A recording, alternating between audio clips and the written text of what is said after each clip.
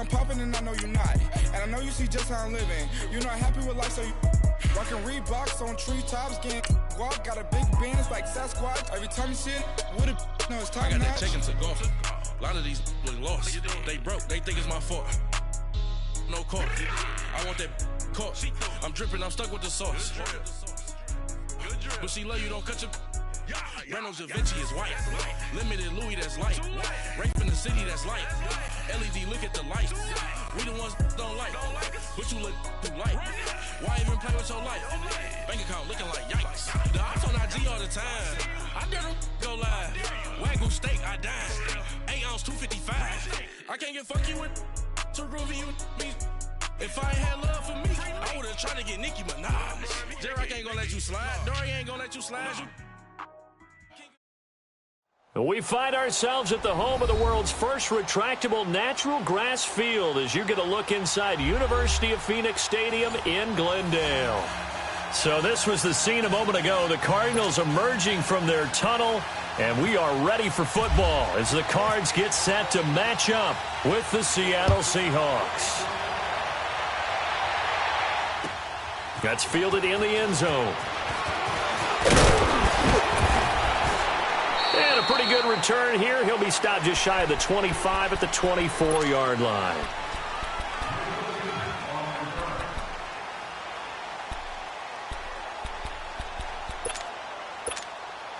Leopard!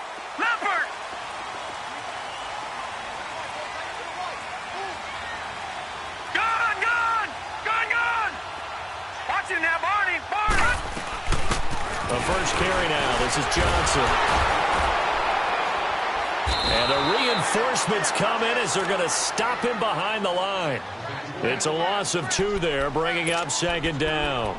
Nice play right there to stop him behind the line, but I want to see how this defense continues to play him here in the first half. Yeah, we know. You know better than I. He has the ability to take over a game. So what do you do? Yeah, I think you have to make sure that you bottle him in at varying levels, because if you crowd everyone to the line of scrimmage, if he breaks through, there's nothing but room to run. They'll get 9 there as that sets them up better for third down. And they'll look to avoid an early 3 and out here on 3rd and 4. Detroit! Gone! From the gun on 3rd down, it's Rosen. It's caught. Nelson. Well, they go with a slant that time, 15 yards at a first down. We saw everything we needed to see right there. Timing, anticipation, and accuracy. And when Josh Rosen throws a slant, if you're the receiver, get your hands up. Otherwise, the ball is going to stick right between your numbers in your chest. Here's Rosen to throw. He couldn't quite hold it. Got hit. Ball pops out. Incomplete. Well, that certainly looked like something that they discussed all week in practice getting ready for this one. Take the big shot right out of the gate. At worst, you'll open up the defense a little bit, loosen them up, have them back on their heels. An incomplete pass on first down. That leads to a 2nd and 10. Leopard! All right, now, lucky 56. Lucky 56. All right, now, lucky 56. Lucky 56. Detroit!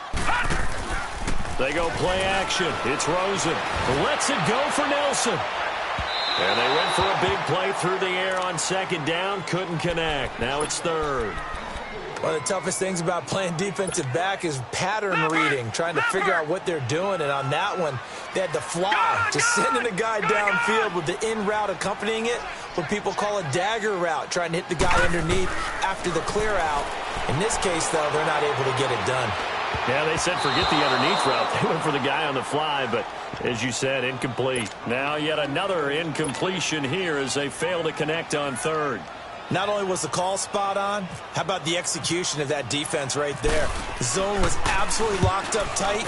He was trying to force it in there on 3rd down. But if there's a time to force it, he felt like he needed to make a play, right? Yeah, exactly right. 3rd down, you got to try and find something. There's nothing available there for him.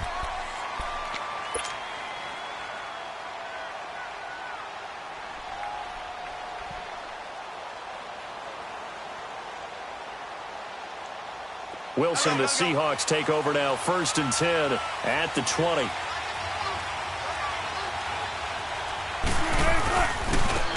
Here's Rashad Penny, first carry for the former San Diego State Aztec. Gets this to the 24 for a gain of 4. When we see those runs to the perimeter, when we see those runs to the edge, we think about big breakers, don't we? In this case, it was a modest gain, but it does open up possibilities here on second down. On second down, Wilson. It's complete to Jerome Brown. And he's brought down after a good gain. A really nice gain of 25 yards.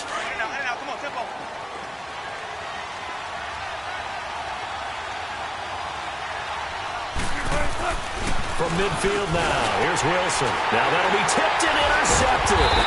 Picked off at the 46. And his guys are going to get the football at their own 47-yard line. And that's a great example of ball skills right there, partner. You and I do a lot of games, and I can't tell you how many guys look to run with the football before they've intercepted it. So that's a nice job of focusing on the task at hand and coming away with the interception. They begin the drive with Johnson. Oh, he's got a little daylight. Jukes by at the 20. David Johnson on his way. Touchdown, Cardinals. David Johnson, his 5th touchdown now on the year. And the Cardinals have taken the early lead. Out is the kickoff unit as they run up and send this one away.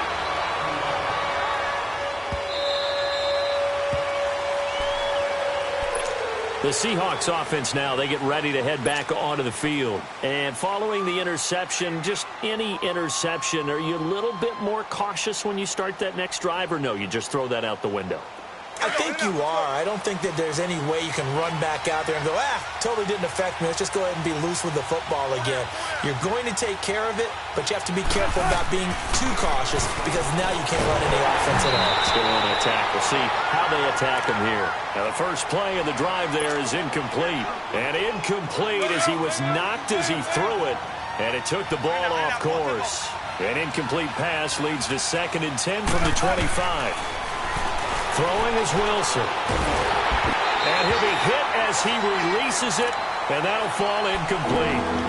And this pass defense, they were sensational in the win last week, and they're looking good here so far in this first quarter. You know, we often talk about how offenses get locked in, and that runs over multiple games where they're really, in that zone. Defenses can be the exact same way, and I think we're seeing an example of it here. Now they face a 3rd and 10 after back-to-back incompletions. On 3rd down, Wilson. Looking for Lockett, and it's intercepted. Picked up by Jamar Taylor. And his guys are going to get the football at the 37-yard line. He's at it again, Charles. He had the pick 6 last week. Not a pick 6 here, but an interception. It's another Oski, because that's the word we use when we intercept a pass. Oski tells your team to rally around and block for you. Well, that worked really well last week because he had made it all the way to the end. And he's going to be taken down. Pressure gets there back at the 39-yard line. Frank Clark able to drop him for a loss of a couple. They'll come up after the sack on a 2nd and 12.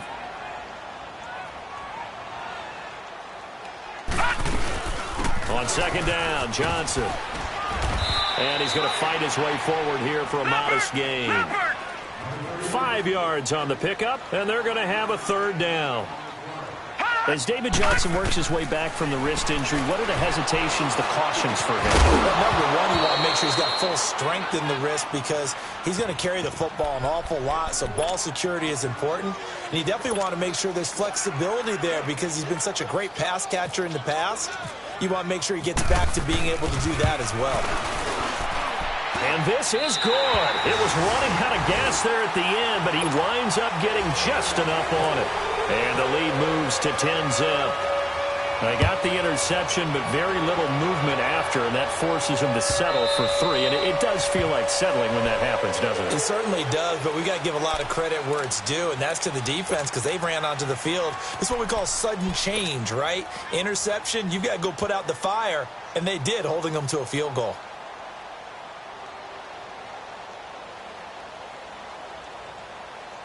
Wilson and the Seahawks take over now, 1st and 10 at their 25-yard line. Trying to shake off the interception from the last drive. He'll look to throw. And he'll get to the 29-yard line, brought down there. That throw good for 4. It's 2nd down. And, partner, I think that was a great example that not all tight ends are created equal. Because everything was right. Got the completion, but he's not one of the more dynamic guys in the league.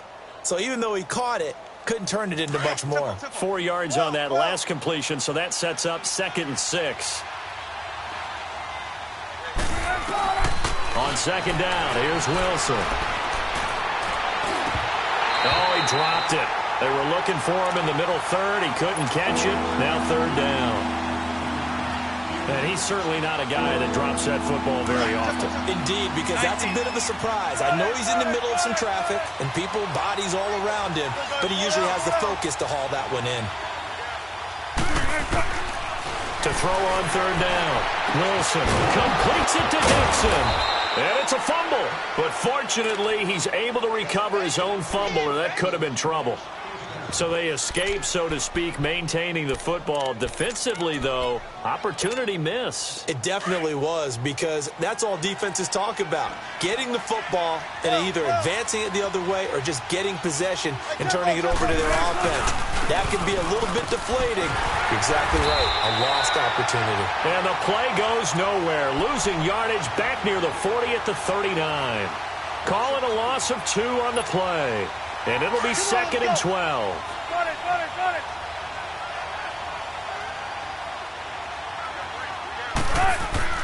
Here's Wilson. He lost 2 there, and it's 3rd down.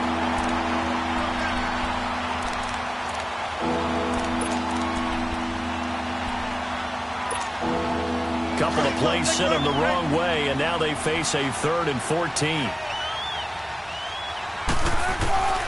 From the gun, it's Wilson. He finds his man, Baldwin. And they're able to get this one past the 30 down to the 25. Baldwin's first catch going to be good enough for a 1st down. Let's go, 14. Go.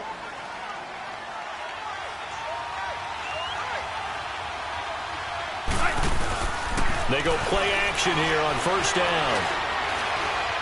And he's going to have to eat this one as down he goes. Corey Peters continuing to fight downfield. The big tackle gets him for a loss of 11. So 2nd and long, and got to be careful not to fall out of field goal range.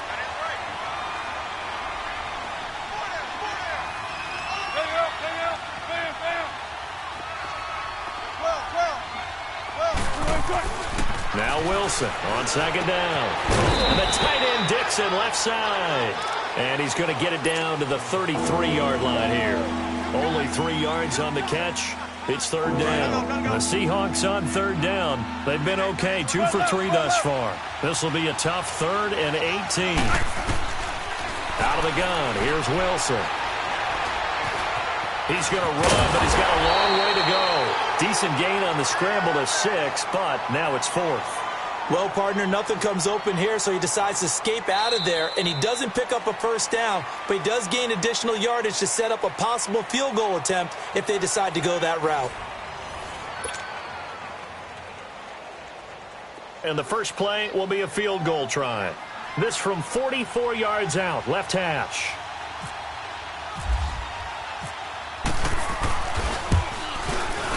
And Janikowski bangs it through, and they get themselves on the board here. It's 10-3.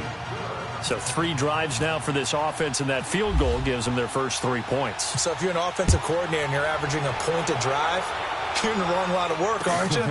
You got to find a way to unlock the key to these defenses and put some big points on the board. And it's a pretty good return here as he'll get it up to the 29-yard line. So out now come the Cardinals. And fortunate to get points on the board last time. They had to hit a really long field goal to do so.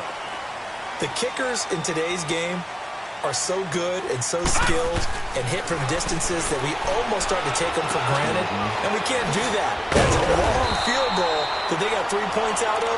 They've got to feel good about that, and they better make sure they love him up because he's helped them out. Yeah, now we'll see if that offense can put 6 on the board here. We'll see. That last catch short of the marker by just a yard leaves him with a very manageable 2nd and 1. They pitch it out to Johnson.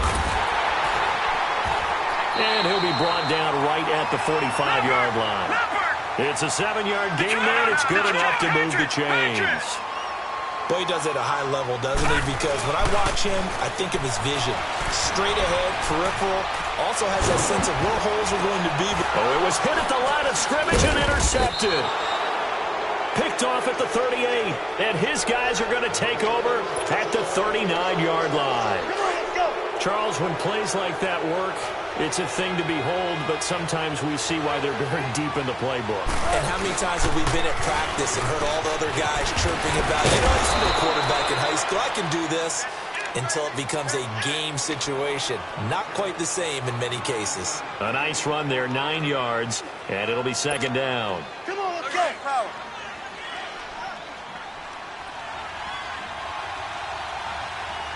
14.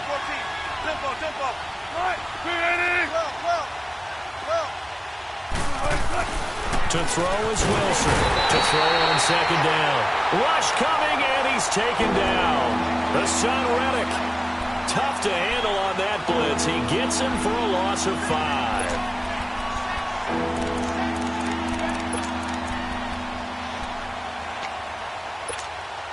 The Seahawks on 3rd down. They've hit 2 for 4 thus far. This is 3rd and 7. From the shotgun, Wilson. And he's going to go down again. Corey Peters in there to get him his 2nd sack now of the afternoon. That's number 4. Sack number 4. They had 4 last week, so he's been down on the ground a lot. Partner, they say the eye in the sky does not lie. And that's indeed the case because they watched the game tape from the previous week, incorporated it into their own defensive scheme, and continued to get after this quarterback. And now this defense will be searching for sack number 5. Leopard! Detroit! And they'll start the drive on the ground with Johnson. And he'll find some space up to about the 25. Earl Thomas in on the stop. I call that play a success. A nice inside run sets up a very manageable 2nd down. A very solid gain on that play. Now he'll escape to his left. And this one complete to Jermaine Gresham. And he's brought down after a good gain. A gain of 32 that time. Well, partner, I'm not sure how this drive's going to end, but how about the way they flip field position there? A nice attacking play that picked up a heck of a chunk of yardage. The 1st down carry here for Johnson. And he'll lose yardage on the play back at the 45-yard line. That's going to go as a loss of 2, and it'll be 2nd down. We keep talking about the impact that hybrid players have had on the NFL, those guys who can do multiple things, and Cam Chancellor fits that perfectly. Is he a safety? Is he a linebacker? No, he's a football player. And they love him in Seattle. He's been there ever since he came in the league in 2010. A 2nd down pass play there, but it's incomplete. Didn't have a receiver open downfield, and as it turned out, couldn't even find his outlet man because of the coverage. It's way too tight, unable to find anyone open.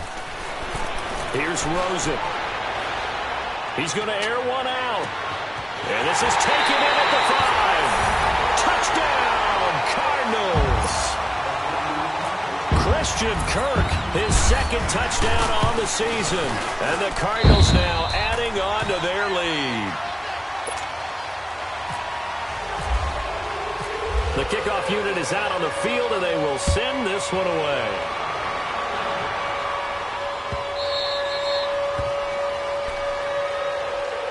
The Seattle offense now set to come back out on the field. And down on the scoreboard, certainly needing to avoid what happened on the last drive, punting the football. Sense of urgency has to take over for them here. They know the score. They know the situation. And by the way, the punter no longer exists for their offense. That's how they have to treat this drive. They need points. Big time.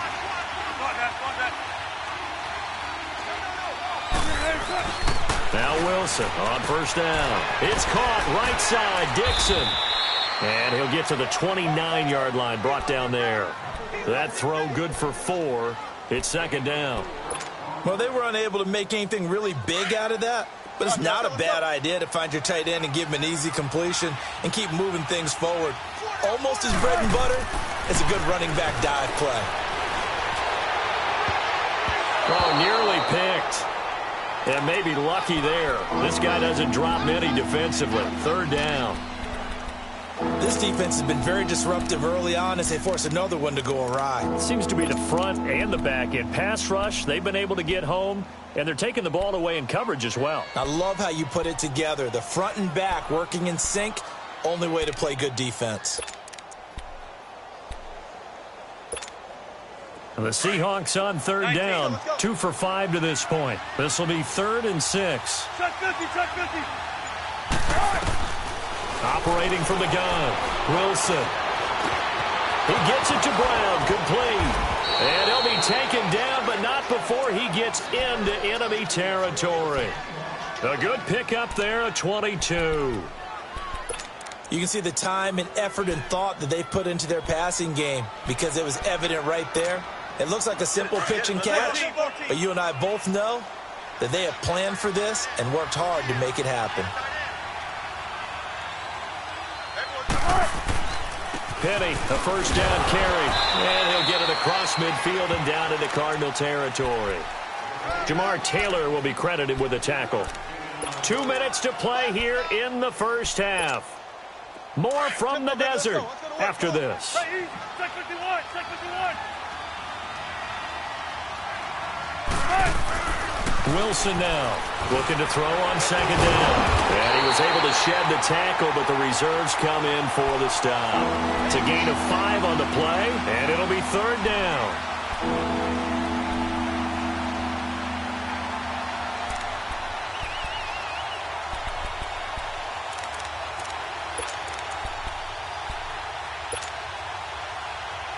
The Seahawks on third down. They've hit it 50%, 3 of 6 to this point. Here it's 3rd and 3.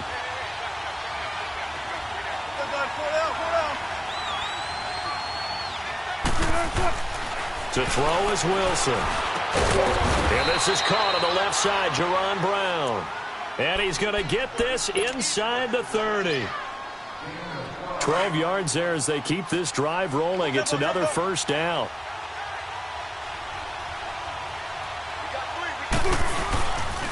A handoff to Penny. Pushing through the contact. And some room to maneuver. He won't go. And he is in for the Seattle touchdown. Rashad Penny, his 2nd touchdown on the season. And the Seahawks have made this a 1-score game. I think everyone in the league talks about finishing, don't they? Doesn't matter whether it's a quarter, a half, a game, a series, whatever. But they're finishing the first half in fine style, putting that one in the end zone. They did, and they didn't leave much time on the clock either. Well done. That'll be taken in the end zone.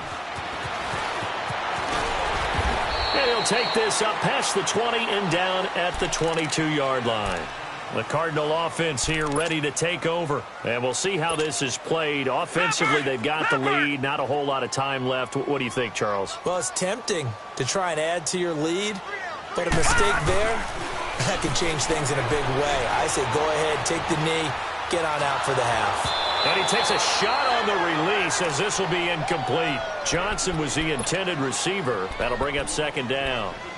What a difference a week makes. Last week, he hit on over 80% of his passes. This week, he's down under 50%. What do you see as the difference? Well, I think we're used to seeing a drop. If someone's over 80%, they're not going to hold that number, not in this league. But a drop under 50%, that just tells me that the defense has spent a lot of extra time on game films and came up with a really good plan to try and chip away at his timing. And now the Seahawks are going to take a timeout here on defense, as the clock will stop with 45 seconds to go in the first half. Leopard! Leopard! Detroit! Detroit! Third and long here for Rosen. He's going to air one out. Oh, this is taken in, and it's complete.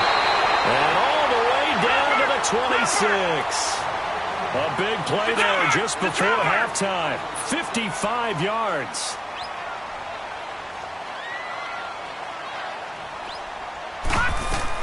They'll run it now out of the gun. And he's going to be taken down here with a penalty flag on the field. Justin Pugh, the left guard that time with a flag.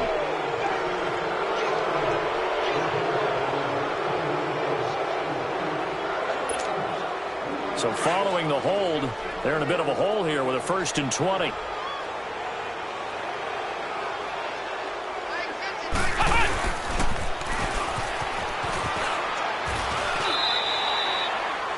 It's a gain of 7 on the ground. 2nd down coming up.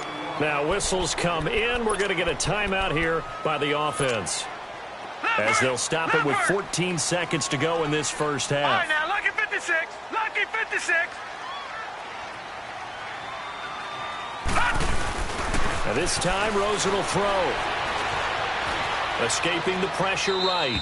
That'll be incomplete with 9 seconds now showing on the clock.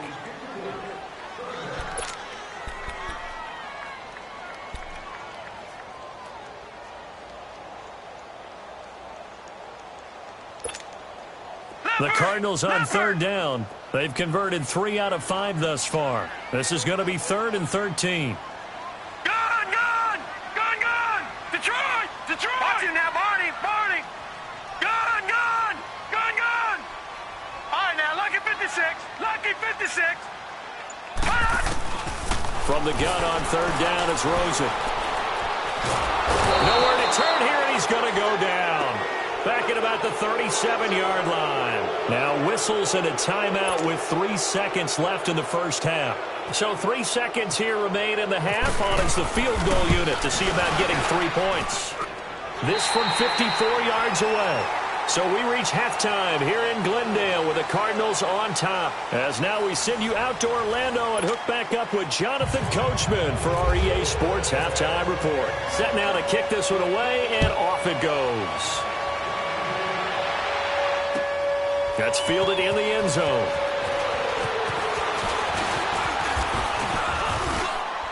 And an excellent return there as he's up to the 35, make it the 40-yard line.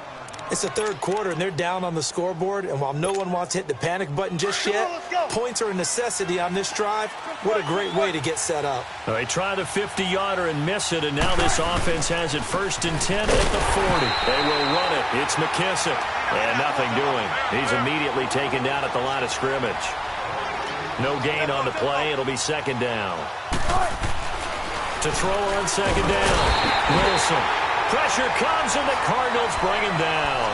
Corey Peters able to disrupt yet another pass play. His 3rd sack of the afternoon.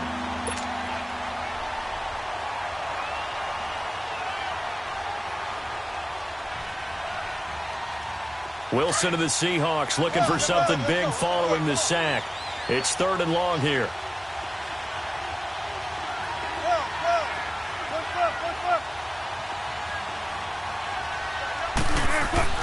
Here's Wilson to throw. That's incomplete, but there is a flag down, so hang on. A big call coming on 3rd down. So they decline it, as that will bring up 4th. And I know that yardage and field position are keys to any game played, but you got to consider downs when you're talking about penalties, and they wisely did not take that one and made it 4th down. His first punt, 45 yards. This looks good as well. And that one hits a little too close to the goal line, and it continues into the end zone for a touchback. The Cardinals offense now ready to get their first opportunity here in the 2nd half. They were able to get the ball back here, didn't surrender any points. Now they'll look to add to that lead. Hey, how about the boost the defense gave them? Going right out on the field, shutting them down, not giving up any points, and turning the ball back over. They want to do their part now and show them a little respect and some gratitude by scoring some points. And to get a little more cushion. 7 yards on the pickup there, and it'll leave them with a 2nd and 3. Leopard! All right, now, lucky 56. Now Rosen to throw on 2nd down. Flushed out right. And he fins it, but he can't get away forever, and down he goes. Frank Clark able to get in there and drop him for a 2-yard loss. Like the footwork back there. I thought you did a pretty good job of evading that first wave of players. Tried to buy a little extra time out of the pocket, but in the end, oh, that was a tough one. Yeah, winds up getting buried for the loss. And that is incomplete. Throwing the football, he's not as sharp as he was last week when he was over 70%. Right now, he's under 50%. Well, that comes from extra game film, extra time. You know those guys watched him all week, saw how precise he was, and constructed a defense to try and chip away at that, and thus far they've been successful.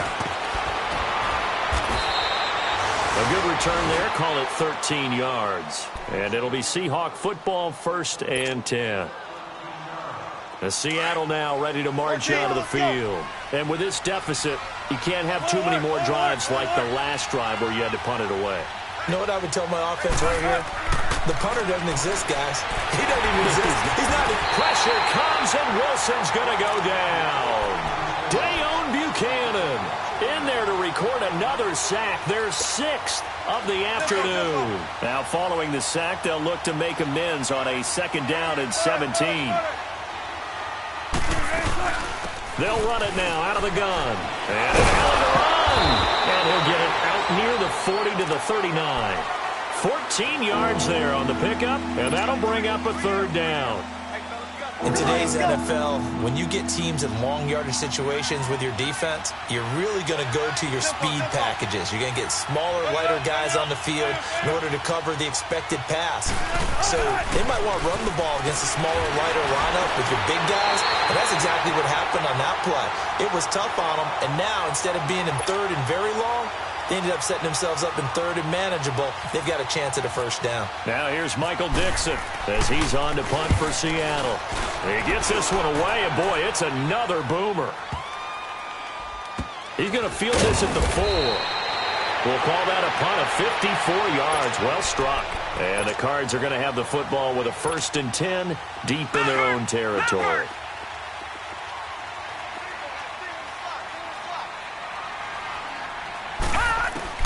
They'll look to throw on 1st down with Josh Rosen. Underneath for Johnson.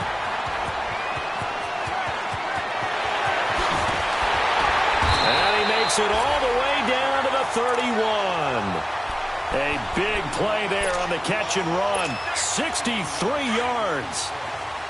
So what's the old expression that quarterbacks like to use when they decide to throw the football? I'm looking for either a touchdown or a check down. And he took the check down on that play. And it worked almost to perfection. And able to push his way forward here for a good little gain.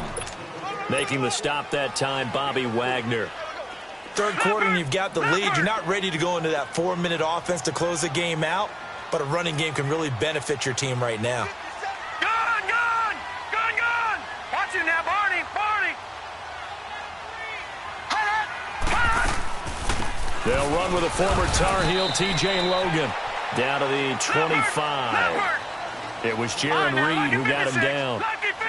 Doubling this guy has to be a priority before moving up to the next level because the big fella, he just ate that one alive, just stuffed it. In fact, before the game, he was talking to us, and he's like, hey, these pants make me look fat. And we said, nah, man, you're just a whole lot of ground. He is at well over 300 pounds. He's a big man.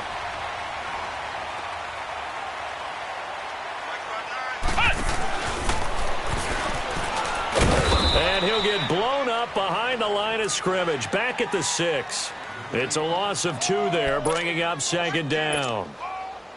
Sometimes play calls boil down to philosophy. You know you're facing one of the top 10 units against the run in the NFL. So do you decide to keep smashing against them, or do you decide to throw them? And he'll take this one in for the Arizona touchdown. David Johnson with his 2nd TD of the game, his 6th on the year. And the Cardinals will extend their lead.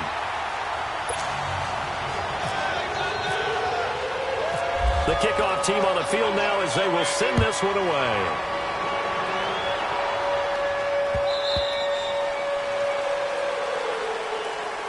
The Seahawks offense now, they get set to go back to work. They punted last time they had it. What steps, Charles, you think they have to take to make sure they don't do that again? Well, let's just go to the football 101, the trade expression 101. Win first down. Make 5, 6, 7 yards on first down and make it a 2nd and 3, 2nd and manageable. Keep accumulating first downs that way. Keep moving the football. You don't want to get behind the sticks because then the defense has the advantage. An incomplete pass leads to 2nd and 10 from the 25. 2nd and 10 now. Wilson. Blitz coming, and down he goes. Brandon, if I'm an offensive coordinator and I see an all-out rush like that, I file it away because I'm going to use their aggressiveness against them as this game goes on. I'm going to hit them with a screen soon.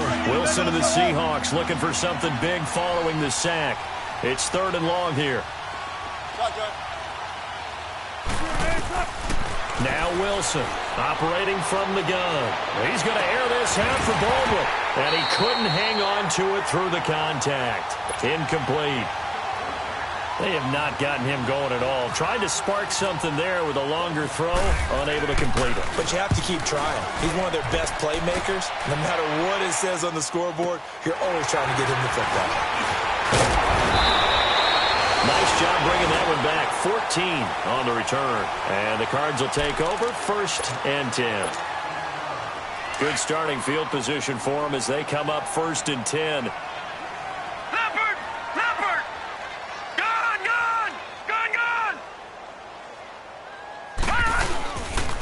They'll hand it off now. Johnson. And he'll be taken down, but not before he gets into enemy territory.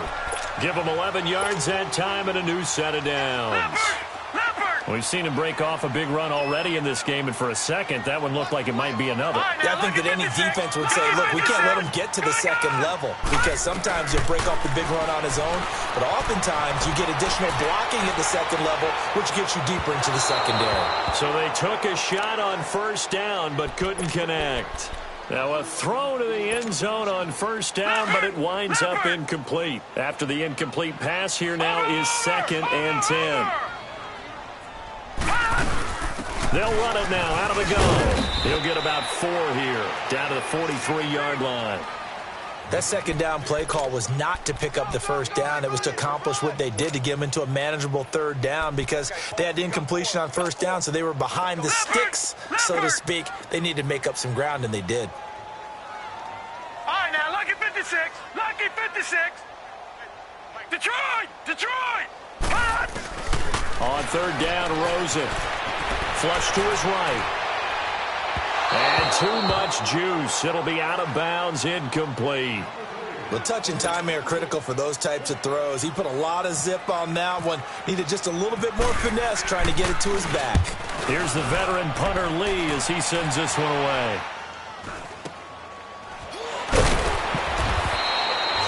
Back now here on EA Sports.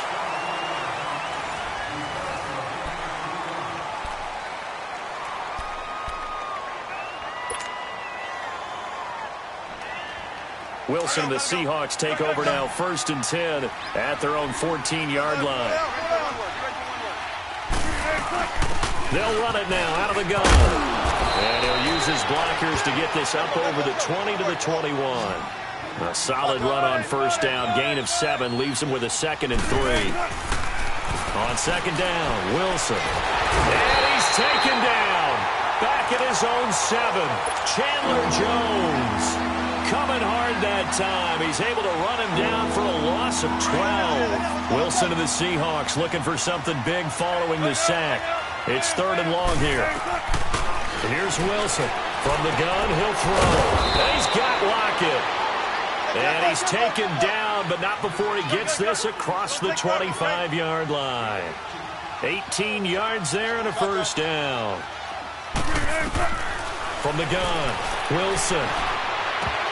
And it pops free. The collision there jarred the ball loose and brings up 2nd down. Another wayward pass. You know, things started out poorly in this game, and to be frank, they just really haven't gotten much better. And all that does is embolden the secondary.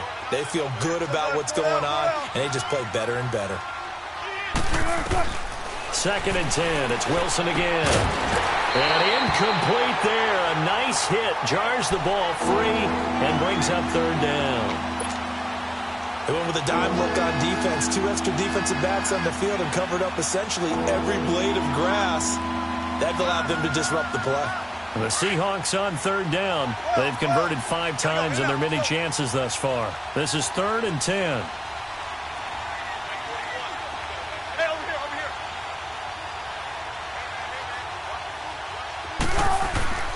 Again, Wilson. The Cards get to him here. He's brought down for a sack. Marcus Golden in there to get him for a loss of 9, and that'll lead to 4th down. Now here's Michael Dixon standing right on his own 5-yard line. Fielded at about the 28. So a change of possession here on the punt. And the offense will take over with a new set of downs. Good starting field position for them here as they come up 1st and 10.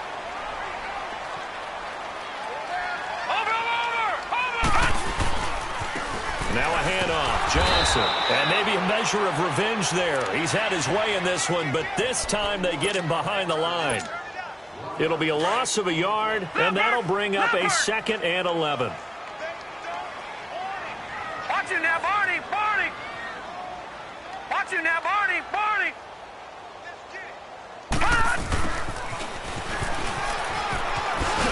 And he'll be taken down, but not before he gets into enemy territory. They give him 13 yards there on the play and a fresh set of downs. Leopard! Leopard!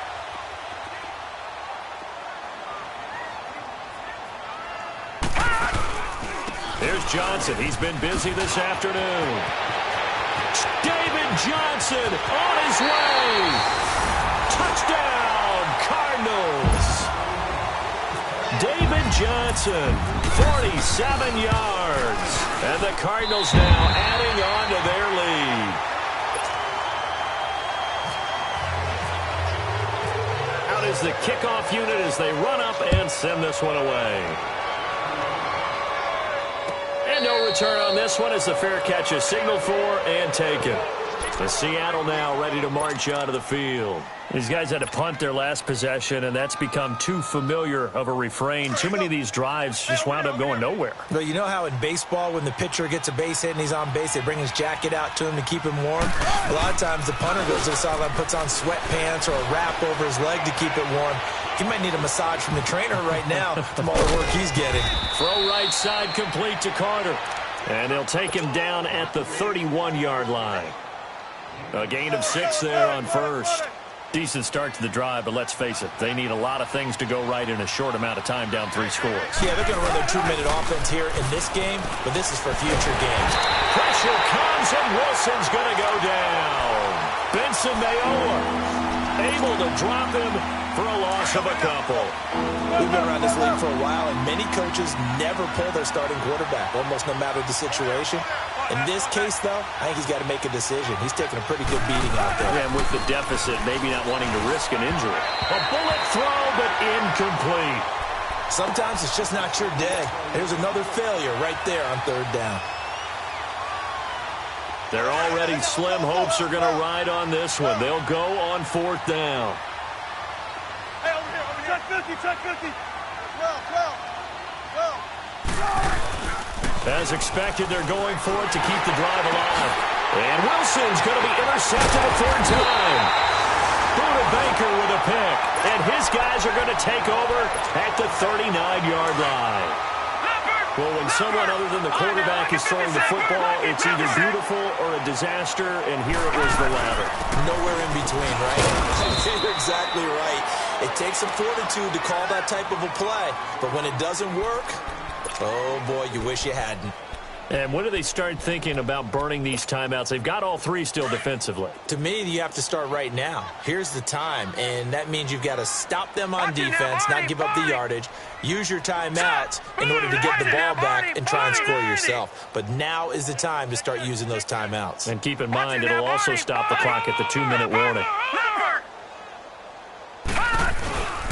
They go to Johnson again. And he'll be taken down at the 34. Tackle made there by Frank Clark.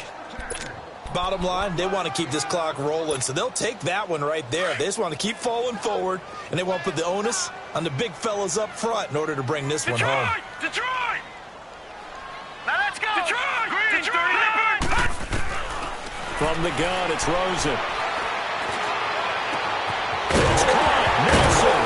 And now look at this. Big gain, but a fumble. And the Seahawks have picked it up. And he will bring this all the way up to the 30-yard line.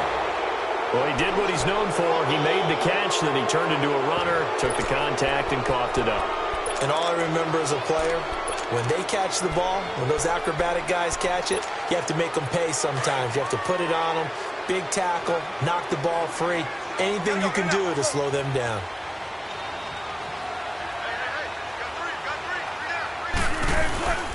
They'll start on the ground. It's Rashad Penny. And they take him down, losing yardage back at the 27. A loss of a full 3 yards, and now it's second down.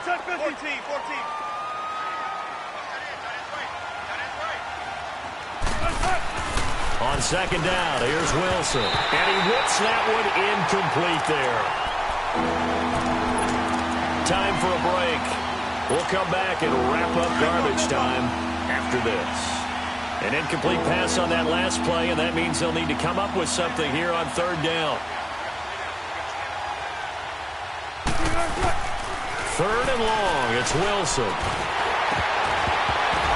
And incomplete. The contact made the ball roam free and brings up fourth down. We have not seen a whole lot of wide-open receivers. Everything seemingly has been contested. And that's another nice job there to force an incompletion.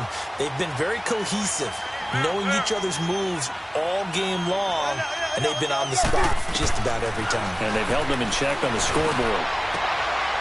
And his pass is intercepted for the fourth time today. Buda Baker with a pick. And the return here is stopped at the 35-yard line. Just a little bit of a rough stretch. 6 interceptions now in these last 2 weeks combined. I know the easy thing is to go back to mechanics, footwork, things of that nature. I'm also wondering, is he getting fooled by what he's seeing on defense? Has the scouting report changed? Are they showing him things different than what he expected? For the second week in a row, he's throwing it to the guys in the wrong color shirts. Yeah, he better figure, whatever the reason is, he better figure it out.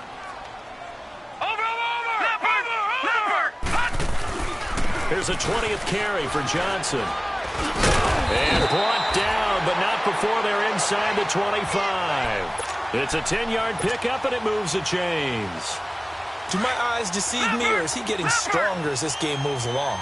Burst seems just as good here in the fourth as it was way back in the first, doesn't it? I do believe someone put a lot of time in the offseason and continues to condition during the season in order to continue to carry the ball at this rate. On the toss, here's Johnson. And able to break one tackle, but then quickly brought down. And Justin Coleman brings him down. Good gain there on first down. It keeps them in a running situation, probably. They did everything right on that play, didn't they? They got the leverage up front, good blocking, nice hole for him. Ends up picking up nice yardage, stays in bounds to keep the clock rolling. They're in charge of this scenario right now. They want to stay that way. And not in any rush offensively. It's an 8-yard pickup, and it leads to a first and goal. He's still rumbling, isn't he? Still looking fresh in this one despite the heavy workload. But you and I both know, well-conditioned, and he did tell us that he thrives on being at his peak late in ball games.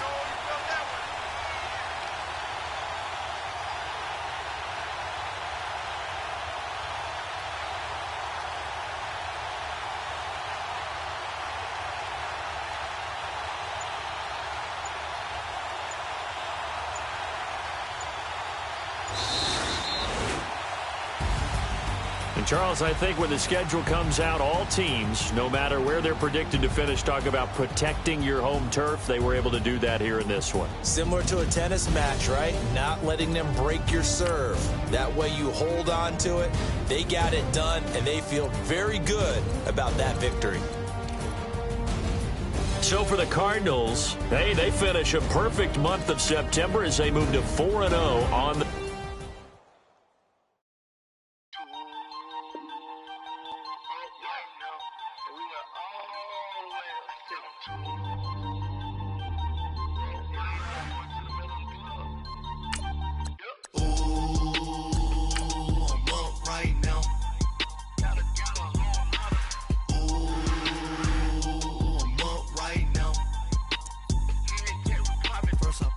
Hop out, valet, walk out. All these bands I lost count, cause I'm too up right now. Too up right now. I'm too on one day on my third. I was too broke, now I'm too rich. Made 100K on my third shift. I'm a boy, so boy, and I'm a gangster. And you a boy. Man, we been getting money for a long time. We was out here hungry for a long time. I don't never really have no punchlines. And all you rappers looking like a lunch line. Right now, I got you. Right now. Nothing. Need a Uber right now. Right now. Need crew love right now. Cause we too up right now. Ooh, I'm up right now.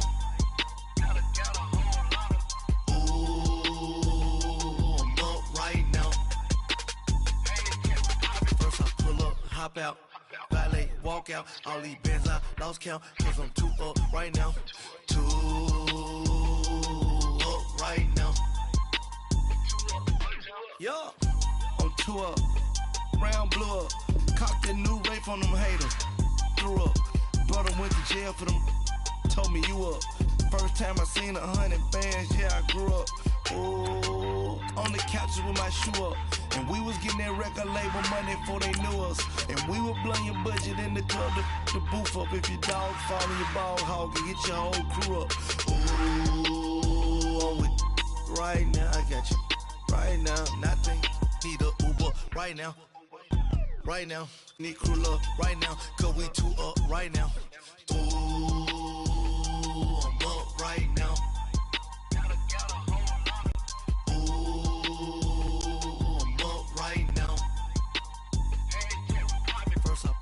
Hop out, valet, walk out. All these bands I lost count, cause I'm too up right now. Too up right now.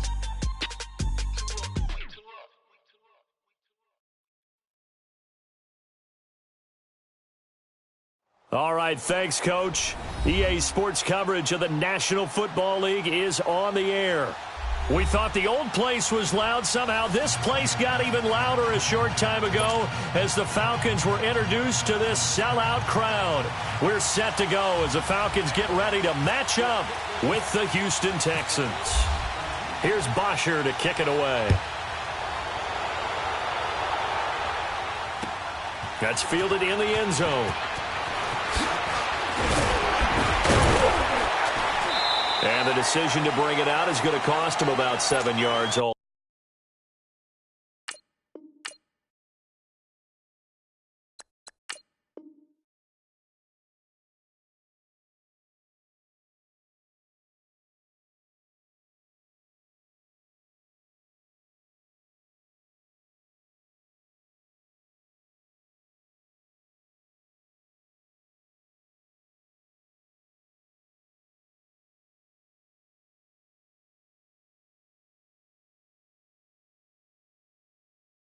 Told as he's taken down back shy of the 20.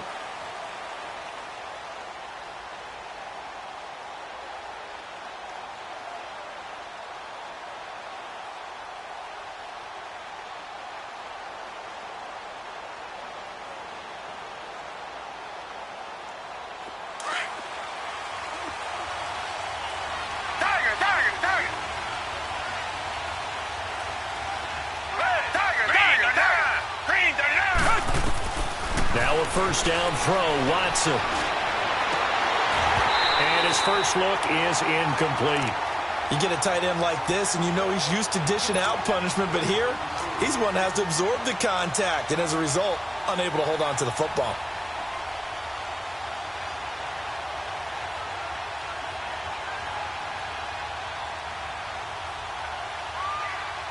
So now 2nd and 10 after the incompletion on first down.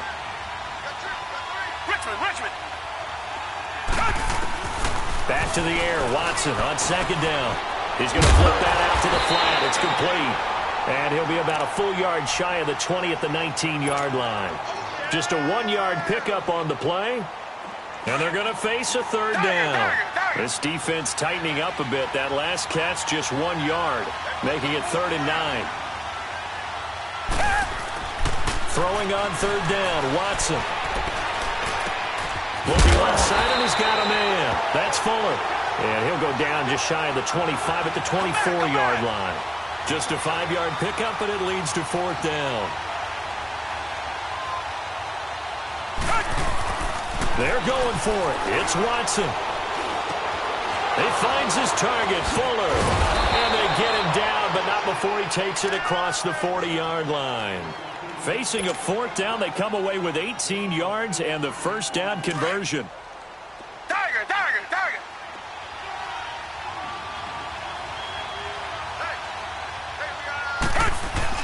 On first down, Watson. He rifles one that's intercepted. Ricardo Allen with a pick. And they will set up shop at their own 41-yard line. Certainly not how they envisioned ending their opening drive here in the first quarter. Too many runs in this play. First quarter, first drive, first interception thrown. And that last one, that hurts. Hey, South! Hey, South! 21! After the interception, here's Ryan. And he's going to be out of bounds, but able to take it inside the 40-yard line. 23 yards on the play. I know that's their first connection in this game, but you and I both know that Julio Jones is without a doubt his quarterback's favorite target. Oh, yeah, Matt Ryan loves this guy, and who wouldn't? Yeah, and the reason that he's that is because of his dependability. And quarterbacks have to have that from their receivers, meaning they know where they're going to be when they're running certain routes. They don't break them on them. They don't change them up and do their own freelance stuff and put their quarterbacks in bad situations. And Matt Ryan has ultimate trust in Julio Jones. And he'll be taken down at the 33, a pickup of about 4. Tuesday. I call that play a success. A nice inside run sets up a very manageable second down. A very solid gain on that play. And Jones has it over the middle. And they'll get this one down to about the 20-yard line. Ryan to Jones, the Falcon connection there for a first.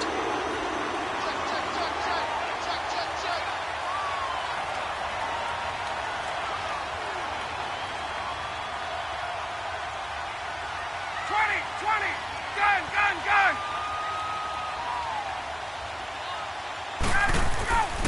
From the red zone now, here's Ryan on first down. He couldn't quite hold it. Got hit. Ball pops out. Incomplete. So he can't hang on, and as I watch that unfold, I remembered an expression that I've heard, maybe from you, I don't know, but you're going to get hit anyways, might as well hold on to the ball. Right, you know a coach said that, right? Yeah. Not an actual player. Not a chance at all. Way easier said than done. A nice job to get 8 there after the incompletion, and now they'll look at a 3rd and 2 coming up. A lot of people call the toss a probing play to see what they can get against the defense, to see how they adjust and react. Their probing's working pretty well. That was a very nice run. And on 3rd down, a nickel formation here defensively.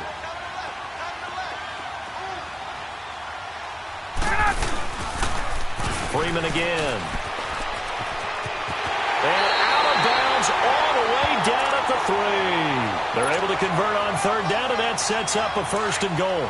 A stop there on 3rd. They could have held him to 3 on this opening drive. Now they have to bow their necks on 1st and goal. And if I'm looking at this from the offense's point of view, that's a big-time pickup right there. And he gets in. Touchdown, Atlanta. Devontae Freeman. A 3-yard touchdown run. And the Falcons have taken the early lead. And they're able to run it in. It started with the battle in the trenches. They won there, and they got in for 6 points. And that's going to be a tough one for the defense to deal with. They've got to go to the bench now and figure out how are we going to slow down this running game, because on that particular play, they had no answer. This will be taken to the back of the end zone. And no run back here. This will be a touchback, and it comes out to the 25-yard line. Watson will bring up the Texans here, 1st and 10 at their own 25-yard line. They go back to the air here after the INT on the last drive. Throw left side complete. That's Griffin.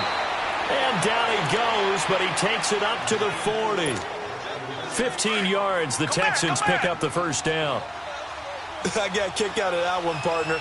You and I talk often about trying to hide receivers in certain situations, but a guy of his size can't really hide him. But the tight end drag route, definitely an effective way to sneak him across the formation for an easy completion and a first down. So after the incompletion on first, now 2nd and 10. Throwing again on 2nd and 10. Watson eluding the pressure right. On the right side, this is Miller. And he's going to go out of bounds at the 30-yard line. He got 29 yards that time. Looked like the defense put pretty good pressure on him, but he's able to flush out to his right to try and evade people. On the run, had to get on his horse. Still accurately throws a nice pass for a first down. From Falcon territory now, here's 1st and 10 at the 30-yard line. Richmond. On 1st and 10, Watson. And he's going to drop this off to his fullback. And he'll be taken down as that will take us to the end of the first quarter of play.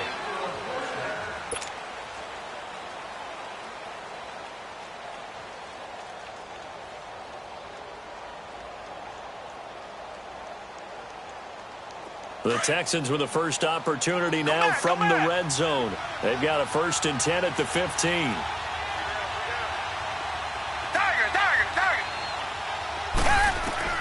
From the red zone now, Watson.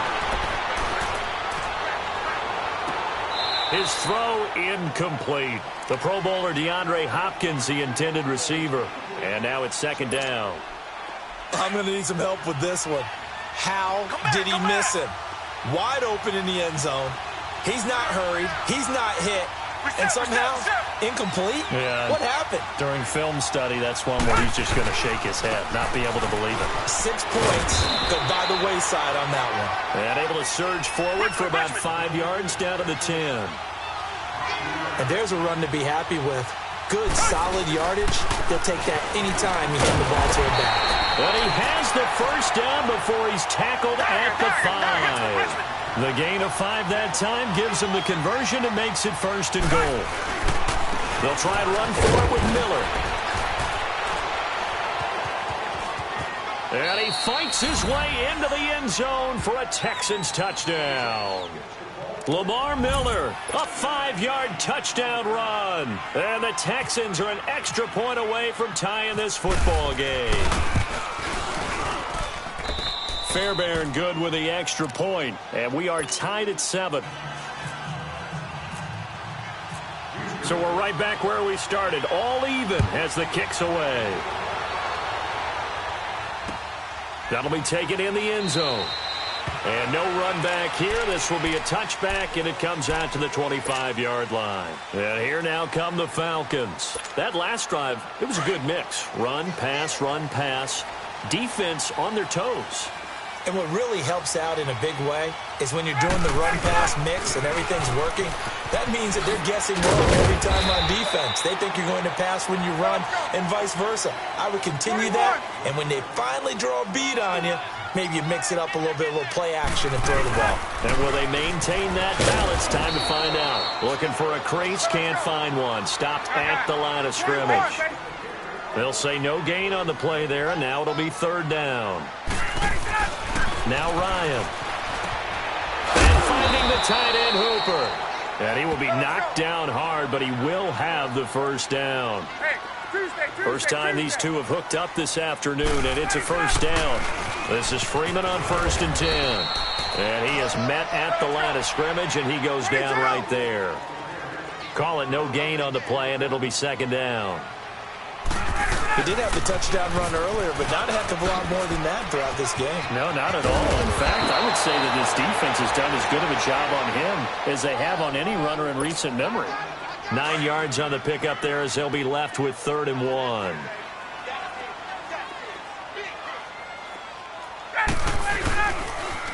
The former Indiana Hoosier here, Tevin Coleman, and able to pick up the first across midfield to the 47.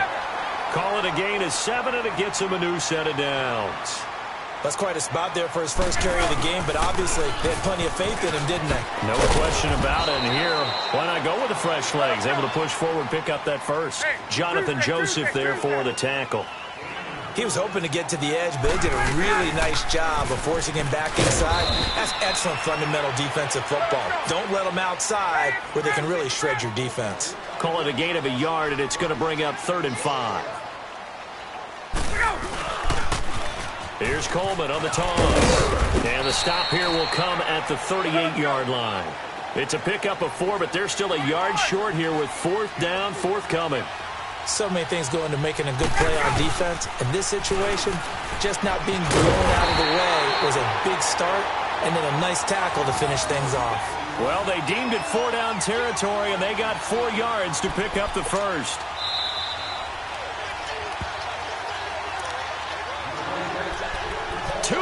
To play in a tightly contested first half. We're back to Atlanta right after this timeout. Now the pitch to Freeman. And he'll get this down to about the 30-31-yard line. On the tackle, Tyrann Mathieu. Clock running, and the Falcons moving with a sense of urgency. And now a 10th carry for Freeman.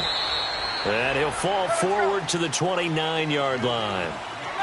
Just a 1-yard pickup there, and it's going to make it 3rd down at 6. Now Ryan. It's caught. Jones. And he's brought down after a good gain. Now the Texans are going to stop it as they signal for a timeout. And they'll be disappointed to have to burn one there after giving up the first down.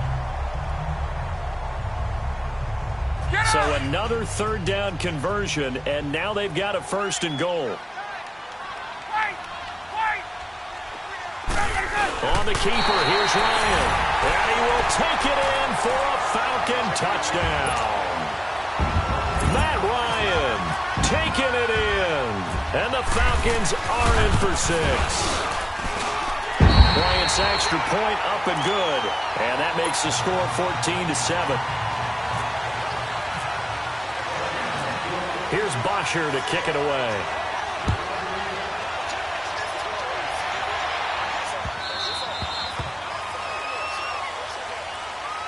Now the Texans offense, they head back out to do battle here. And they had to wait a long time to get the football back. Probably not what you were hoping for when you got an offense that's humming. Agreed. What you were looking for is the defense getting the ball back pretty quickly, right? Hoping for a 3 and out. So that didn't happen. You can't yell at your D for that. They've got to take care of their own business and reestablish themselves now that they're back on the field. And he's able to get up here to the 26. Call it a 1-yard gain on the play, and that'll make it a 2nd down. To throw is Watson. Pass incomplete. Well, we've seen him catch a few passes out of the backfield in the first half, unable to connect on that one. Certainly seems like getting him the ball out of the passing game, though, is part of their game plan. It certainly is, because he catches it well, creates a mismatch. You're going to cover him with a linebacker, a corner, a safety. They feel like he can win every battle. Pressure brought in, and the Falcons get there for the sack. And now a timeout defensively by the Falcons. It's just their first, so they'll have 2 remaining here before we get to halftime. Watson going to stay out there as they'll go for it on 4th. They are going for it. Here's Watson. And it is incomplete. A surprising move to go for it. And predictably, at least somewhat predictably, it doesn't pay off. And now the football is going to go over, already being placed at the 15-yard line.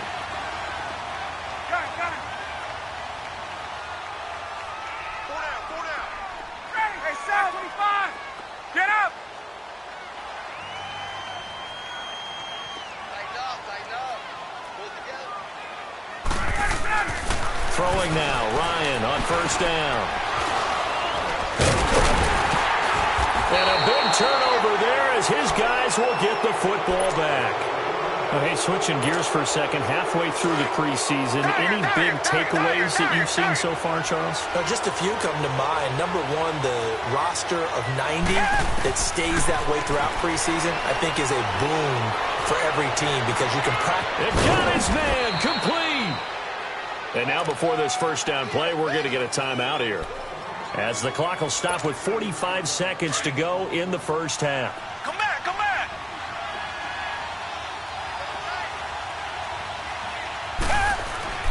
On first down, it's Watson.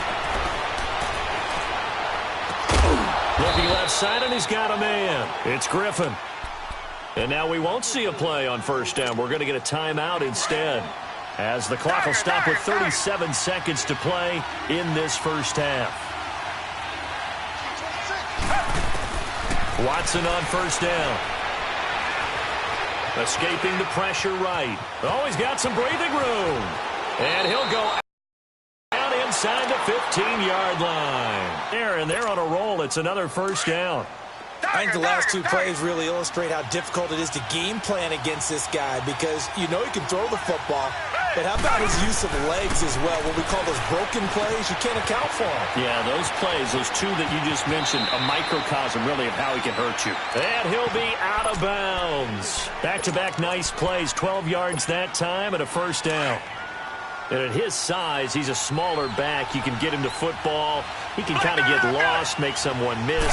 It's good for him. Yeah, it's great for him. I like what you said. And he gets into the end zone. Touchdown, Houston.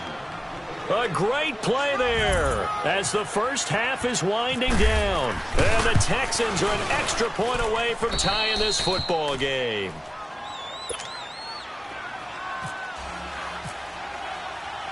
So a tie ball game here as the kick's away. And a fair catch signaled for and taken successfully. Here comes the Falcon offense now as they get set to take over here. And with time quickly fading here in the second quarter, not sure how aggressively, offensively they want to play this. I think we'll find out just how much they trust their guys in this situation if they decide to take a shot.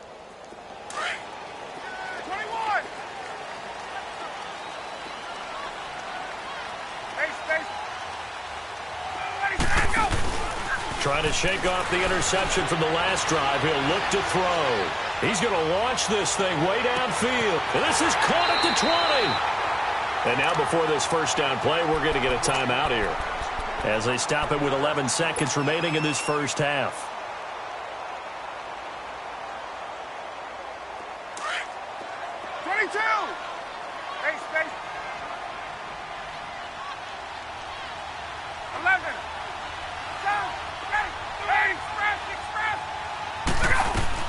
Inside the red zone here, they'll look to throw. And he'll take it into the end zone. Touchdown, Atlanta.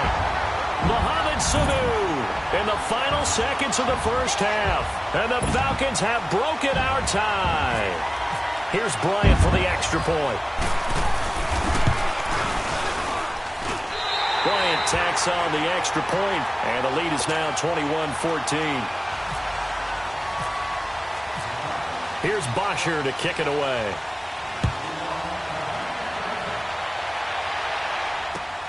This is fielded at the goal line.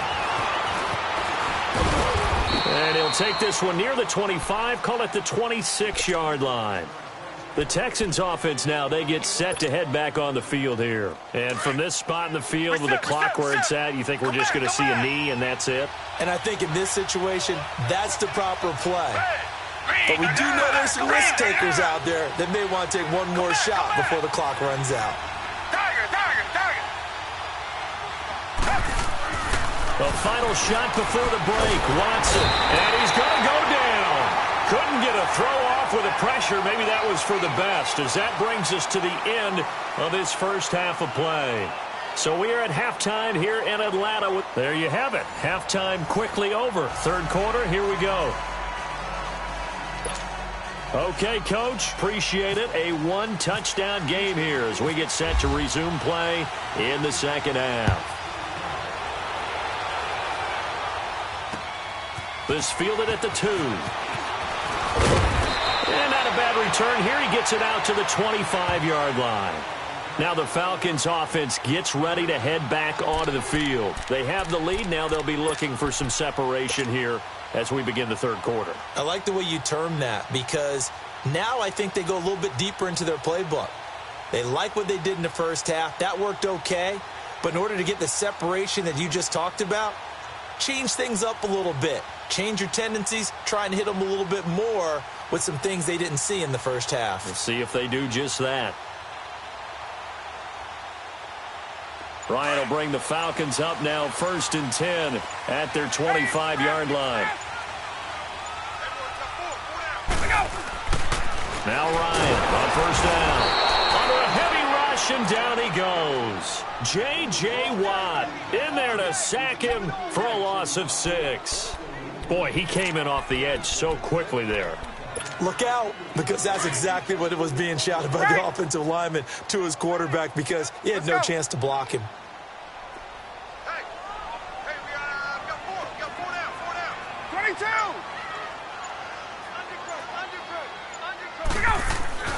Now Ryan on 2nd down. Being chased out left.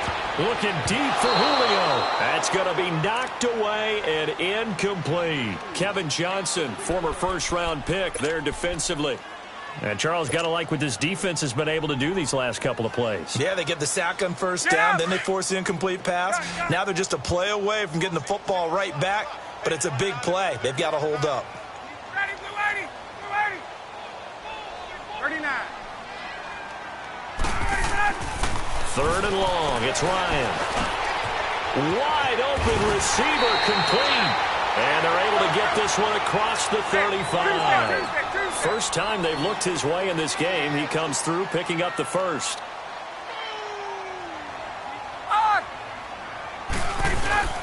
Ryan on the handoff. It's Freeman. Looking for an opening, not much there. He'll get it to the 39.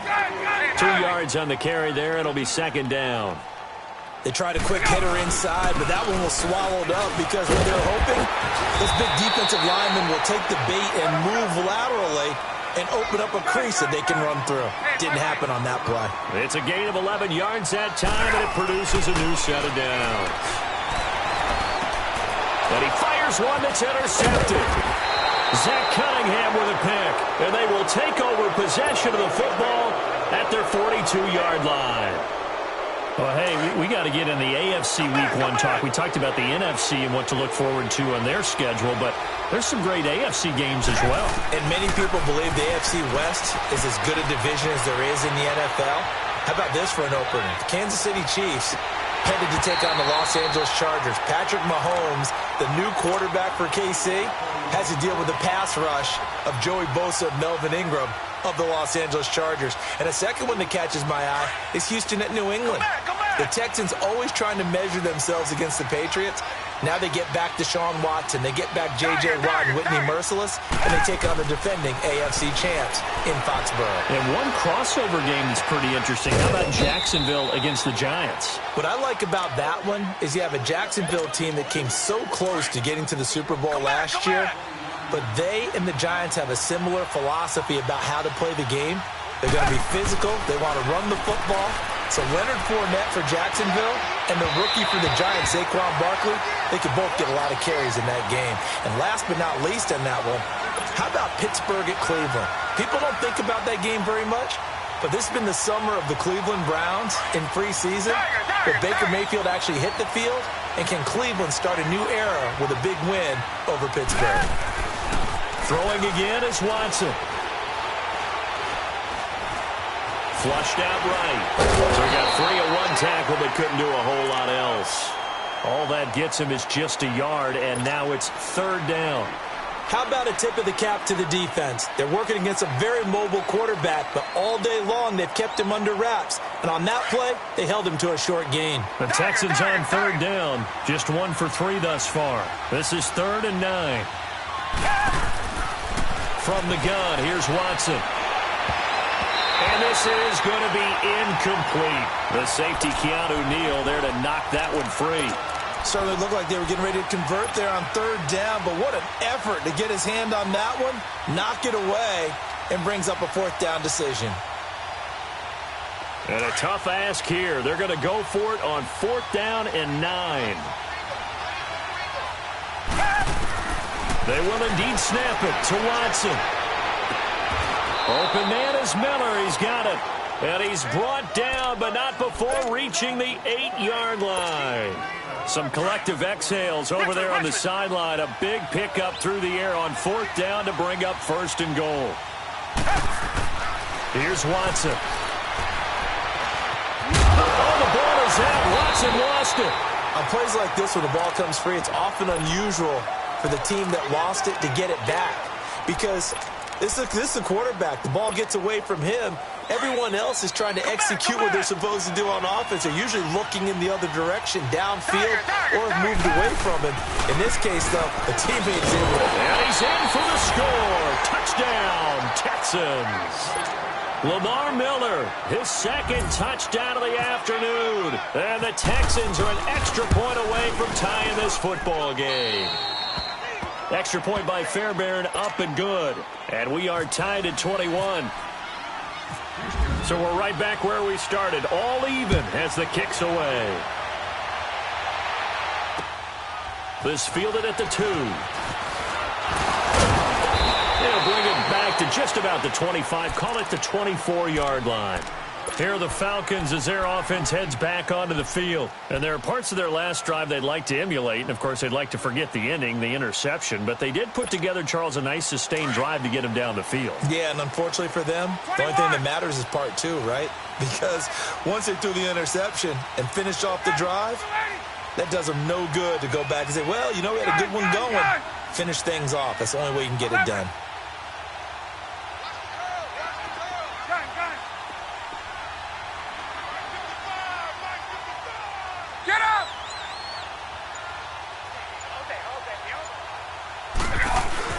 Trying to shake off the interception. He'll look to throw. Sliding out of the pocket. And his throw's going to be incomplete. Austin Hooper, the tight end, was the intended target. And that'll bring up 2nd down. Well, we progressed through the preseason, so let's prognosticate about the regular season. NFC. Can we overanalyze? Yeah, I want to overanalyze, too. NFC, the 4 divisions, who do you have winning them? Let's start in the East. The Philadelphia Eagles won the Super Bowl last year, got better in the offseason. I think they win their division again, although Dallas will make a strong run at them. Okay. And the South, you were saying you like Atlanta. Yeah, I do like Atlanta to get back to the top. Tough division. 3 teams in the playoffs last year. Atlanta, New Orleans, which won the division, and Carolina. Going west, who do you have out there? The Rams. They took over for the Seahawks last year. I expect them to stay on the top of the heap. But let's face it, a lot of excitement in San Francisco with Jimmy Garoppolo. In the North, can Green Bay overtake Minnesota? They can, but I don't think that they will. I think the Vikings defense carries them home. Kirk Cousins, their new quarterback.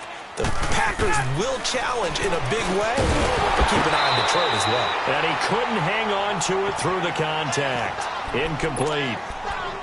It is tough to complete passes against zone defenses. The windows that you see open, they shrink pretty rapidly.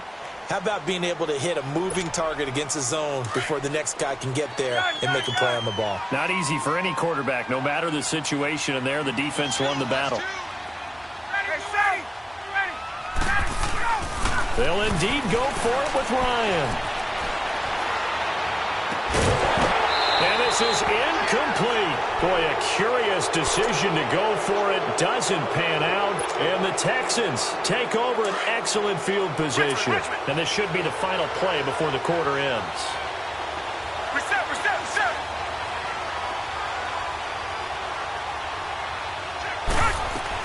They'll try and get the run game going. This is Miller. And he'll get this one down to about the 27. They tried a quick hitter inside, but that one was swallowed up because what they're hoping, those big defensive linemen will take the bait and move laterally and open up a crease that they can run through. Didn't happen on that play. Tiger.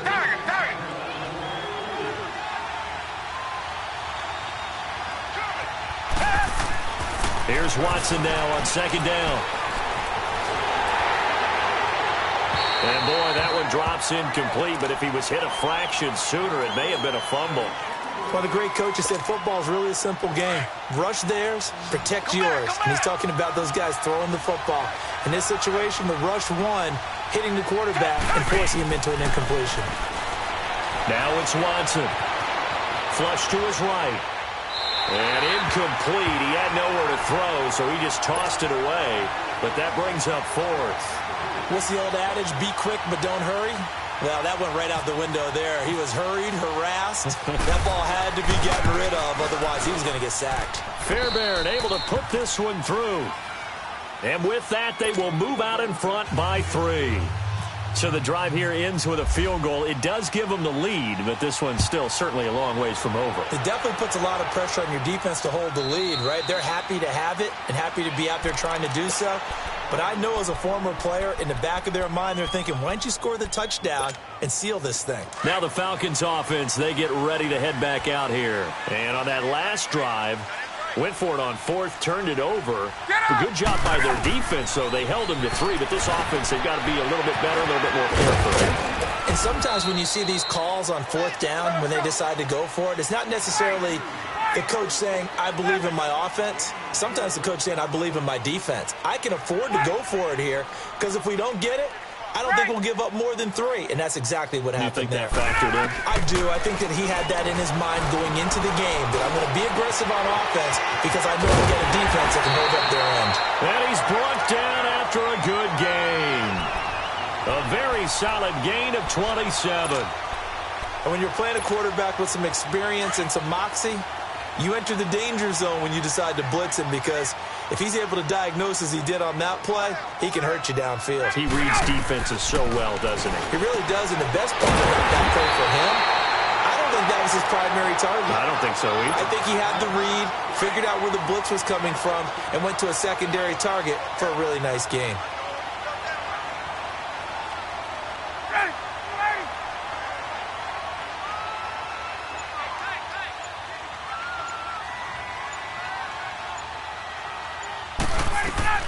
On first down, Ryan. They'll set up the screen for Freeman. And inside the 20 before he's brought down. 11 more yards that go around, a first down as well. They ran that one well, and not only did they pick up a nice chunk of yardage on the screen, they sent a message to the defense. Rush the passer all you want, but you better be careful. We can hit you going back the other direction. Ryan in the offense with a 1st and 10, and he's 4 for 4 now, throwing the ball to start the drive.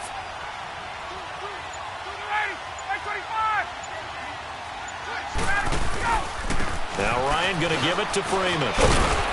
And he's able to get this inside the 10 now to the 9. 8 yards on the pickup, and now they'll have some options on 2nd and short. And there we saw one of the downsides of blitzing during a rundown, because sometimes you get out of your gaps. You don't fit the run quite as well because you're headed towards the ball carrier with abandon.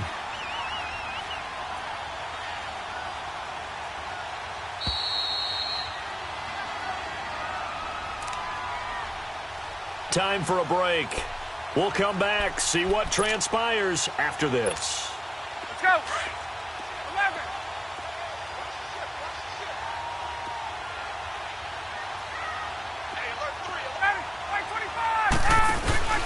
Again, they'll run with Freeman. And running room hard to come by here. He gets it down to the 8. And now right out of the 2-minute break, we'll get a timeout used defensively with 1:56 to go.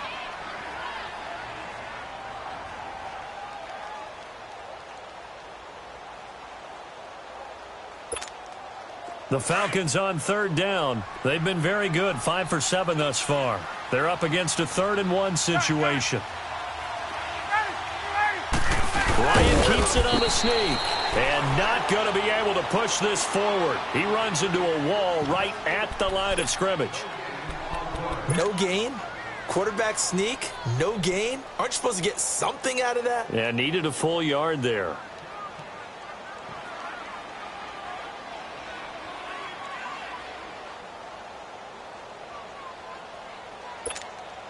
One score down. Here we go. They're going to go for it here on 4th down.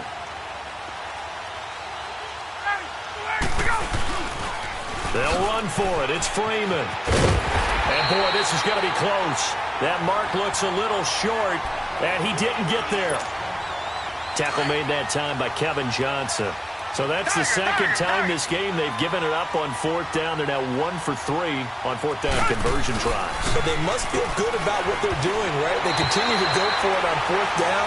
Give the defense a lot of credit, though. They've stopped them 2 out of 3 times. Usually you have fourth down plays that you have dialed up and ready to go and you think are going to be successful. Not so far in this game. On second down, here's Miller. And able to break one tackle, but then quickly brought down. But a nice little gain. And now a timeout defensively by the Falcons, as they'll talk it over here before what will be an important third down. Watson. And he's got Miller. 16 yards on that one, and also a Texan first down. But they picked up a little bit of yardage there, and now, in this situation, should be in no hurry to run a play really fast. Let the clock wind down.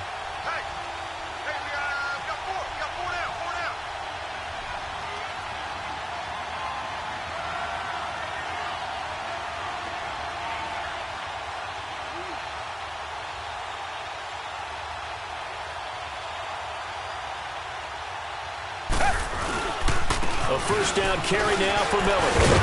Found a little room there as he's up to about the 37.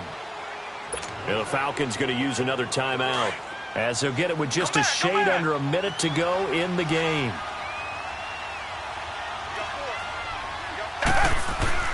And Watson's going to throw it here. He's going to leave this for his running back. It's complete. A big pickup there, and without question, that should be more than enough to wrap this one up. We can talk all we want about football being a game of strength and brawn. It's also a game of mismatches, and they're trying to create one there, getting it to their back out of the backfield to make a bigger play. As we often say, get it to him in space, let him use his leg. Yeah, if he can get a matchup against a linebacker, maybe a defensive end dropping out in a zone blitz, he's going to win that battle just about every time. 11 more on that one, and another first down.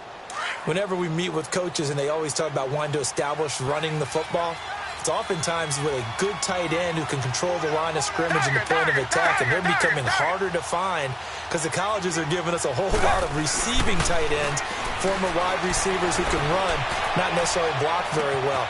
And this is caught, and that could seal it. It's a touch.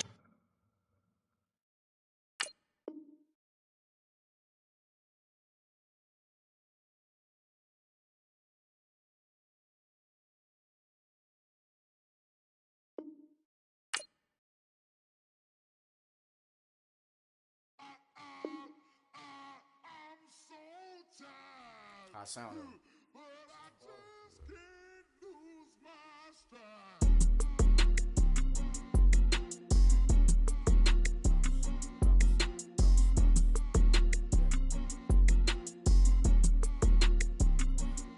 Okay, I'm back to school. This is open campus. This is I should slap it open-handed. Tough life, I told her motto she need lower standards. Asked her if she had a twin. I feel like Joey Tanner. Big spender, Kris Jenner, I promote the family. Kardashian, see the Benzo, she like, oh, it's happening. Think she call me, cause she never knew her daddy. And my all black, Rhythm Nation, Janet, boy, don't make me Jackson. Bodily, what's underground, frontin' like a ride with the mob. Why shouldn't I charge me, myself, and I? Play the odds, a yes man, it's just a bobblehead doll, holler them all. Strutting like Pac out the court, hop out the Porsche, shake that, got that on menu, the a la carte. Boy, I had to make my point about this wave. Watch for the sharks bounce. I gave it up and talking Cuban links. Tell her ain't no weak link in my Cuban link. Only like my age. We was gangin' since the platinum FUBU days. I got dreams of being Hova out your movie, yay. Listen, babe, so good you'll think I'm cool with yay. Okay, my diamonds dancing, I could Lisa Ray. Life is hard, but it's easy being truthful, baby. For real, overload. This is like I got like my pinky. Money Nikki, baby, we don't baby, it ain't ours. Bet it back, I bet I match it like the same style. Chopsticks for beef from shutting PF chains down. I gave you prophecy, my first one, then you lamed out. Luckily, sold, but it wasn't for me. Still the flow raw, keep the way I bubble in these streets. Who can with me? Nikki, baby. Go.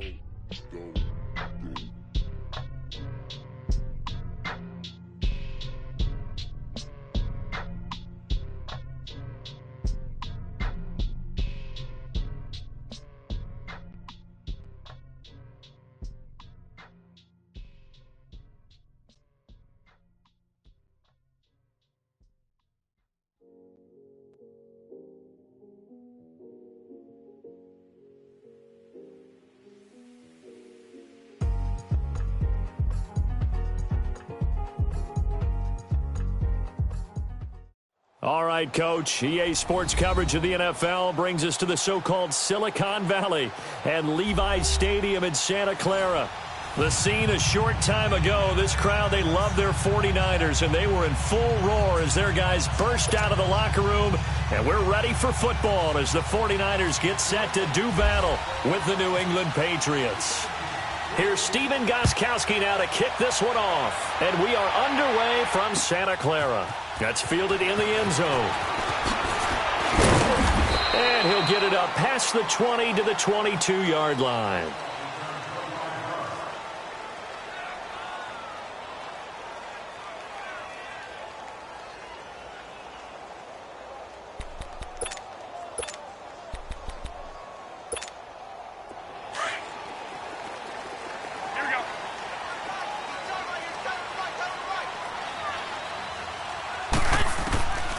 Garoppolo on first down.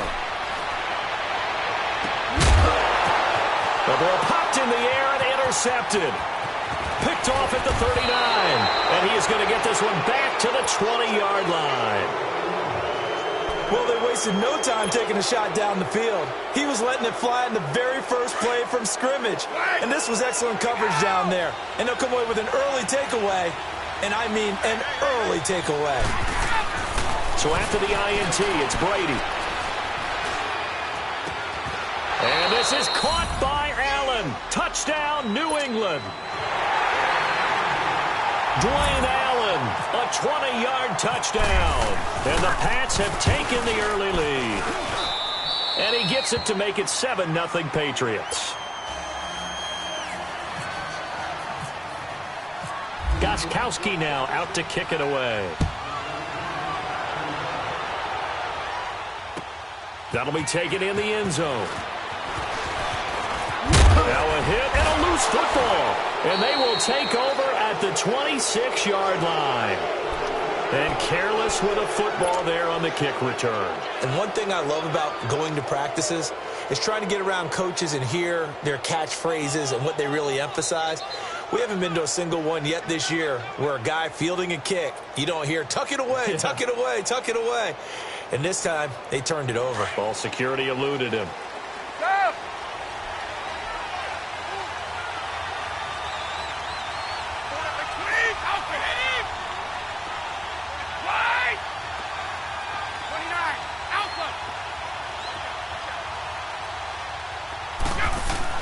On 1st and 10, here's Brady. The throw left side complete to Hogan. And he'll go down here right around the 23-yard line. The completion good for 3, and it's 2nd down. One thing you're hoping for when you run drag routes, you're able to hit a receiver in stride, and he can pick up a lot of yardage after the catch. But in this situation, the defense was effective, able to stop him before you get a good head of steam going. Brady going to throw. Eluding the pressure right. And he's just going to get rid of this thing. To no one here. He throws it away. And now it's 3rd. Oh, I like that right there. Not only was it the right play, throwing it away like that, frankly, I think it was the only play. Yeah, got outside of the pocket, realized he had nothing, just chucked it free. Yeah, live to fight another down, right? 220, 380, play! Throwing is Brady on 3rd down. Out to the flat. That's complete to his running back. They're able to convert on third down, and that sets up a first and goal. We always talk about having to read defenses and how complicated that is. Well, this was an excellent read. Read the pressure and got rid of the football before it even got to him for a nice game. And when they're blitzing like that, running back usually a good spot to go with a football? Without a doubt, because he's right in your sight line or he's near you. So you're able to just get it to him easily. And once he gets in space, that's usually a good matchup for him. And the ball smack dab on the 5-yard line. Here's second and goal. They come out here in the eye. They'll give it to him up the middle. And he is in. Touchdown, New England. Jeremy Hill, a 5-yard touchdown run. And the Patriots add 6 to their lead. Solid job up front. Really just a solid job all the way around to get that one in. Yeah, that was well executed, wasn't it? Well blocked, well run. End result, 6 points. Touchdown. Gostkowski the extra point, and that'll make the score 14-0. That'll be taken in the end zone. And no run back here. This will be a touchback, and it comes out to the 25-yard line. So here comes the 49er offense yet again. Let's discuss the 49er running game while they trot out there. Carlos Hyde is, of course, gone. He's now in Cleveland. What do you make of the backfield as we move into 2018? A little bit jumbled right now here in the preseason because of a lot of injuries. Jerick McKinnon, who came over from Minnesota, expected to be their lead back. He's dinged up, will not play the rest of the preseason. Neither will Matt Breida nor Joe Williams. All of them out of action. So right now, the top... And he's taken down, trying to do a little too much, getting outside of the pocket, and it results in a sack. Lawrence Guy able to get in there and take him down for a loss of 3. So the sack of Garoppolo. And now what can they come up with on third and long? Looking to throw. Garoppolo. And that is incomplete. Jonathan Jones that time, the one who got a hand in, knocked it away. And third down is a key down in any game you play. And third down defense, something we've got to watch in this one. Got to be effective on the passing downs. That's a pretty good first step right there.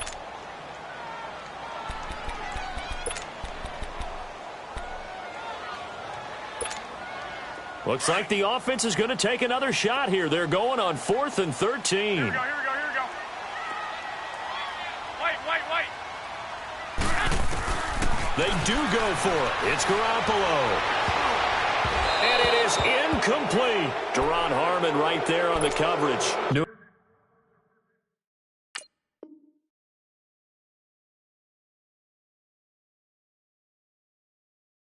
England trots back out there for their next offensive series, and it gives us a time to talk about their backfield. Everyone knows Tom Brady's set in stone, but they've got some options at running back this year. Interesting to see how that's going to sort out. And it's always been that way in New England, kind of a plethora of riches. In this case, it is crazy, isn't it?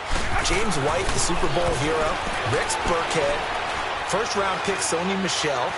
Then you got to put it... And eventually taken down here. Great coverage downfield. Cassius Marsh able to get in there and drop him for a 2-yard loss. Now following the sack, they'll come up here on a 2nd down and 12. Brady to throw on 2nd down. Buying time to his left. And seeing nowhere to throw, he chucks this one away from harm. Incomplete. Now it's 3rd down. The turnover put him in great field position. They don't want to squander it with 3rd down coming up. No, not at all. And you know what else you do? You make your defense mad. Yeah. They got you the football, gave you a great opportunity. You got to cash in and get some points. And right side caught Hogan. And he'll get him inside the 15 down to the 14-yard line. And they'll get 10 there, but it leaves them just short for 4th down. And Gostkowski's kick is good. And the lead will grow. It's now 17-0. So the drive stalls out inside the 15-yard line, but they do get 3. And I've talked with enough players nowadays, and when they have these types of kicks, that no one says to their guy, hey, that's just like making an extra point, piece of cake. Because the extra point is not a piece of cake anymore. But kicking a field goal from that distance, just give him confidence and let him knock it through. San Francisco's offense back onto the field. And take a moment to acknowledge The passing of Dwight Clark, one of the great ones back in June, and the Niners announced that this year they're going to wear number 87 logo on their helmets. A fitting tribute. A fitting tribute. He's got a man complete. And give him a gain of 37. You know I'm going to lean towards the defender, right? You know I'm going to do that. I know. That's a tough situation for him as I see it. But the truth of the matter is, that ball was not streaking towards him. That little arc on it, he's got to find a way to get his head around and make a play on the football. And he stopped immediately there. No gain on the play there. Second down.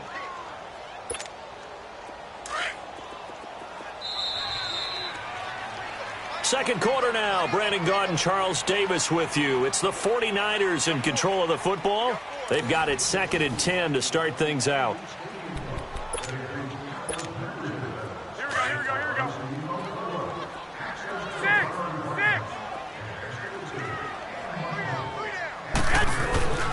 To throw, it's Garoppolo. He's going to loft one deep left side here. And he's unable to grab it. Thought he might have had position, couldn't hold on. Third down. Those passes out that far wide always make you hold your breath a little bit. Felt like it was in the air for a while. What it does is it allows a defender to gain some ground, come from a long distance, and have a chance to affect the pass. Well, going deep here for Taylor. He rifles one that's intercepted. Picked off by Stephon Gilmore. And he's got some space here. The 20, 10. He had his eyes on.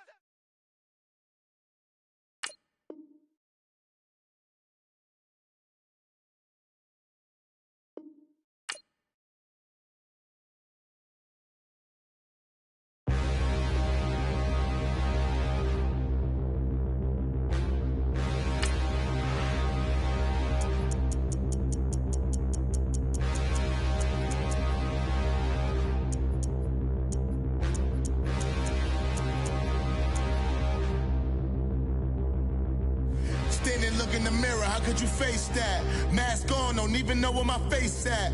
Plenty don't even know where waste at. All these in the room, how could you waste that? Huh? Why would you chase that? It's a never-ending run on this racetrack.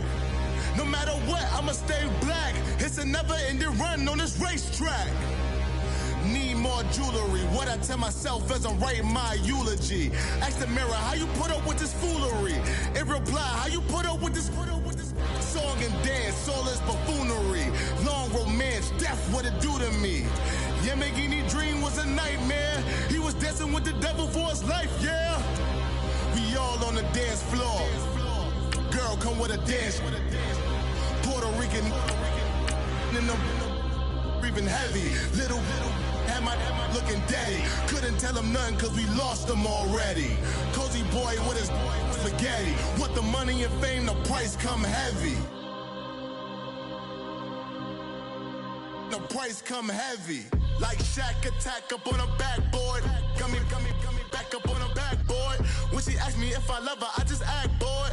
Say loser, ask for it. Living movie, blockbuster, this ain't a rental. Talking moody, all these diamonds up in my dental. I get never minded if I offend you. I need the silence, chaos is in my mental. You need a PJ first class, not what you went to.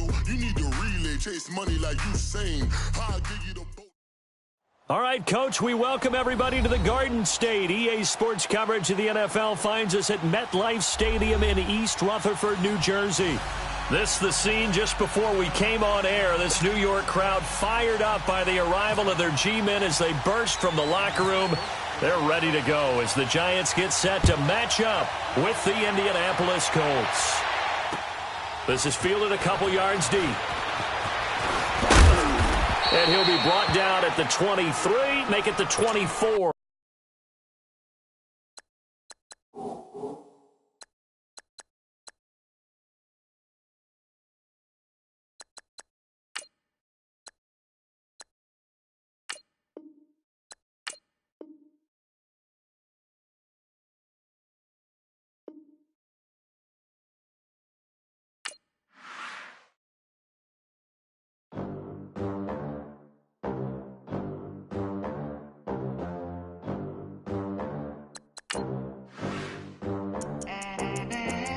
They gon' let me in this club in these dirty vans. Clean money, I count stacks with these dirty hands. Do a show, cop the rack with my new advance.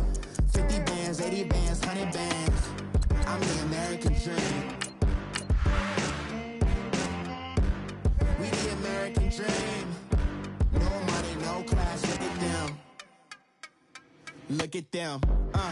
How to make it in America? Real day one, ain't a lot of us. Mom worked 2 jobs, it was hard for us. Me and sis made it out, now she proud of us. They didn't teach me how to rap in those private schools. Wasn't like my rich friends, had a lot to lose. Less money, less options, lot of rules. So when that first deal came, it was opportune. And shorty got potential, I scout that. She say she in love, but I doubt that. Maybe it's to the clout. I get love in the north, I get love in the south, yeah. Shorty claims she a feminist, and her feminine. Girl, you know that he average. Girl, you know I'm a savage. They gon' And thank you, Coach. We are across the Hudson from Midtown Manhattan at MetLife Stadium in East Rutherford, New Jersey. This crowd a few minutes ago stirred into action at the side of their men in blue emerging from the MetLife tunnels. We're set to go as the Giants get ready to match up with the Cincinnati Bengals.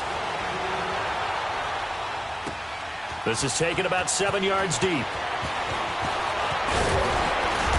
And a pretty good return here. He'll be stopped just shy of the 25 at the 24-yard line.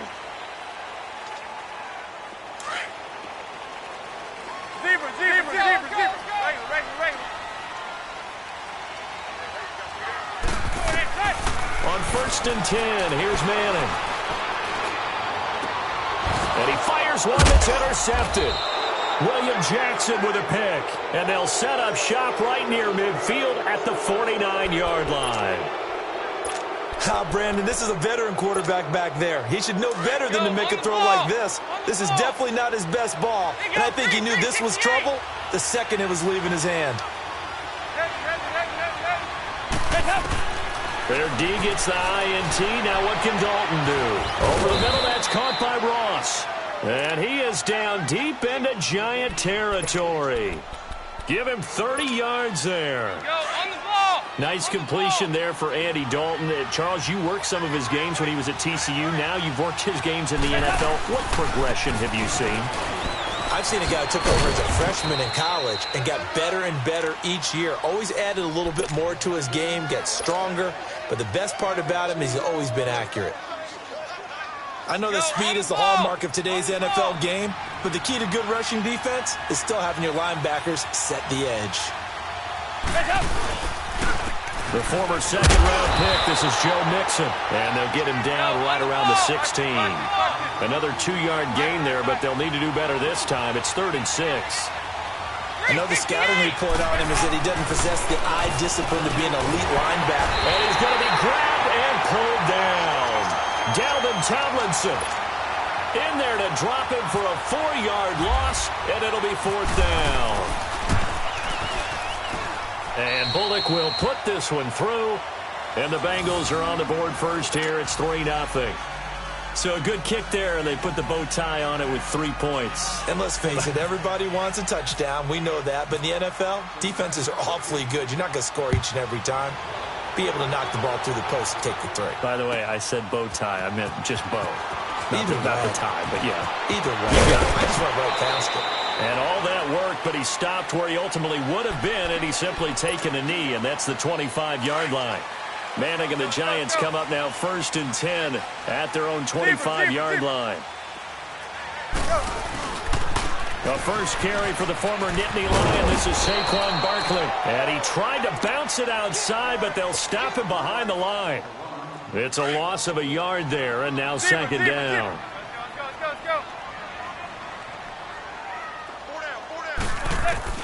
On 2nd down, here's Manning. He rifles one that's intercepted. Picked off at the 39. And they are going to set up shop at the 40-yard line. So that's back-to-back drives where they've thrown an interception. Ordinarily, we look at the offense and say, what's going on with your scheme? Maybe we should look at the defense and just give them a whole lot of credit. They've got them frustrated right now. And he fires one that's intercepted. Picked off by Alex Nick Ogletree. And they have the football and will take over at the 24-yard line. Well, this is a defense that can confuse even the best of quarterbacks with their zone schemes. And here you've got a linebacker that's going to stay at home and just sit down in that zone. And this one basically comes right to him. And he'll be taken down by the Bengal pressure. Carl Lawson in there to bury him for a loss of 11. Well, so much for setting the tone of the drive offensively. Giving up a big sack that loses that kind of yardage, not a great start. Manning to throw on second down. And he's taken down. Back at his own 7. So, Brandon, we sat in with a lot of coaches, and when they talk about things they want to accomplish offensively, I'm not sure that sack and sack are on their play sheet. After the sack, they'll come up now 3rd and long. Yeah, I wouldn't be surprised to see them run the ball here just to try and get some space. Throwing now is Manning. And incomplete. The contact made the ball roam free and brings up 4th down. You can tell they were hoping for a flag there offensively. Several on the sideline motioning. Hey, why not a penalty? Why not a penalty? What did you see? Yeah, I think you've got to let them play, and the officials are instructed. If there's contact coming from both sides, no flag. Let them fight it out. And forces 4th down. 12 yards on the return that time. And the Bengals will take over here 1st and 10. Now the Cincinnati offense ready to see what they can do here. And last time wasn't pretty. One play and an interception. We'll see if they can do better. I want to see if they want to go ahead and throw the ball again now on this drive after what happened on the last one. Throw it on the first play. Give the quarterback some confidence. See what happens. And he's brought down. They'll get 14 on that one. Good for a Bengal first down. Absolutely love the run right there. This guy's known for his quickness, but also for his speed. He's able to get to the second level almost before you blink if you give him any type of blocking. Always talk about slot receivers, and they're usually known as quicker than fast. In this case, we've got a guy who's quick and fast, and he used it to great advantage. Facing a 2nd and 2 after that last catch, good for 8 yards. 368! It's 2nd down. Dalton looking. And that will be incomplete. They couldn't hook up on what's going to be the final play.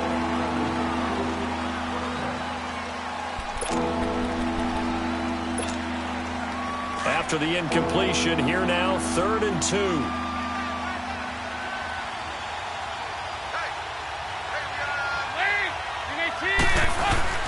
They give to Mixon to try to pick it up. And they take him down, losing yardage back at the 27.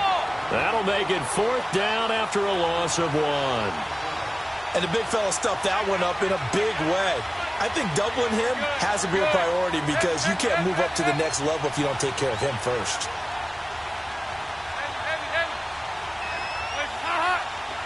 Here you go, 368! 368!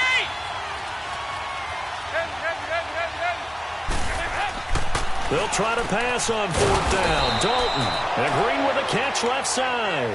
A solid pickup of 5 and a very solid 4th down conversion. And defensively, pure frustration.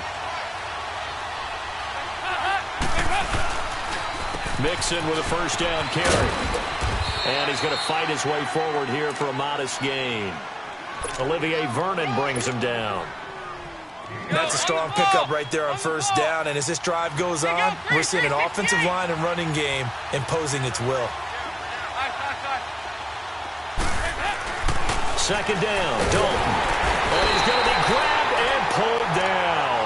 Damon Harrison able to swap him from that defensive tackle spot for a loss of 5.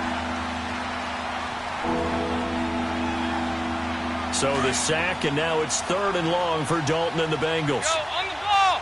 On the ball! Here you go, 368! From the gun, Dalton looks to throw. And this one is incomplete. So typically you'd say nice job defensively to force a decision on 4th down, but they've already gone for it once and converted, so you better make sure your defense stays out on the field and is alert. And this one is no good. He missed it. And this score will stay right where it is. Everything looked good. Good snap, good hold. Sometimes, though, the ball just doesn't want to go where you want it. And this one winds up no good.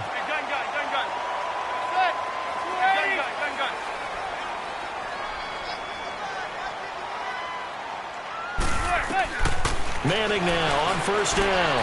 He's going to flip that out to the flat. It's complete. A big play there for the Giants. 45 yards. There will always be a place for methodically marching the ball downfield. But when you can pick it up in big chunks and strike like that, have explosive plays, that's often the difference in winning and losing. Those types of plays that can knock a defense off balance, that'll drive a team towards a victory. Now a throw to the end zone on first down, but it winds up incomplete. Defensively, Charles, they continue to really limit this offense as far as yardage goes. Yeah, you're exactly right. They've been assignment sound, staying in their lanes, keeping proper leverage, and communicating well, too. They'll get this out to Barkley complete. And down inside the 15, shy of the 10. So a minute 55 to go in the first half. We're back to East Rutherford. But first, this timeout. First trip to the red zone for the Giants. They've got a 1st and 10 at the 11. A first down carry for Barkley.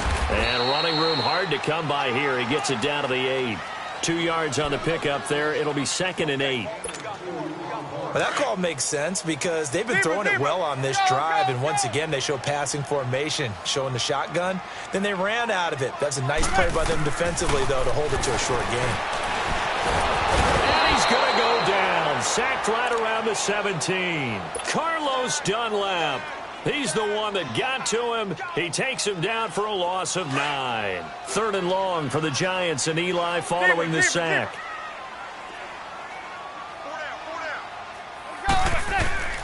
To throw is Manning. Throw left side is taken in by Stewart. And he'll be brought down right on the edge of the goal line at about the 1-yard line. They wind up getting 16, but even that's not quite enough. It's 4th down.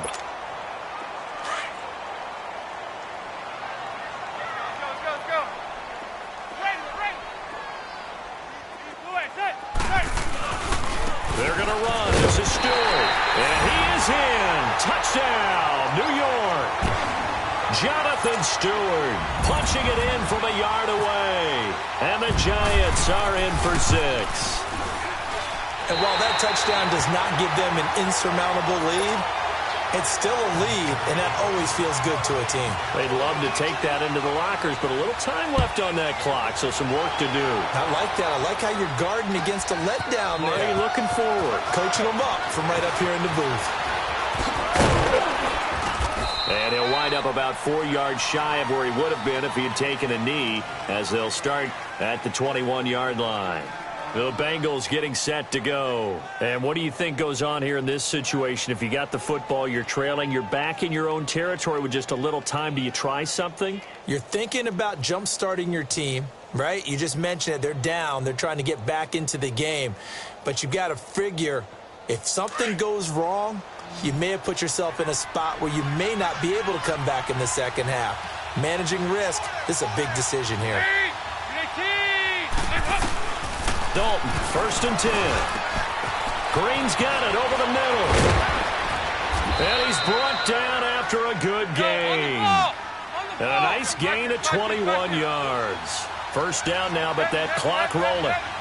If you're going to blitz, likely going to leave you in man coverage with this guy, and that is less than ideal. It is, because just about any offense that has an elite receiver, if you blitz and have him in man coverage, you're going to him, even if he has an elite defender on him, because he usually knows where the ball is before the defender does.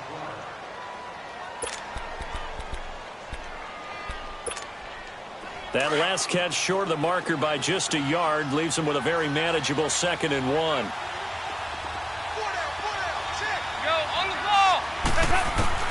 From midfield here, Dalton. And he finds a man on the crossing route. And he goes down, but not before getting this inside the 25. And now we won't see a play on first down. We're going to get a timeout instead, as it'll come with 15 seconds to play in the first half.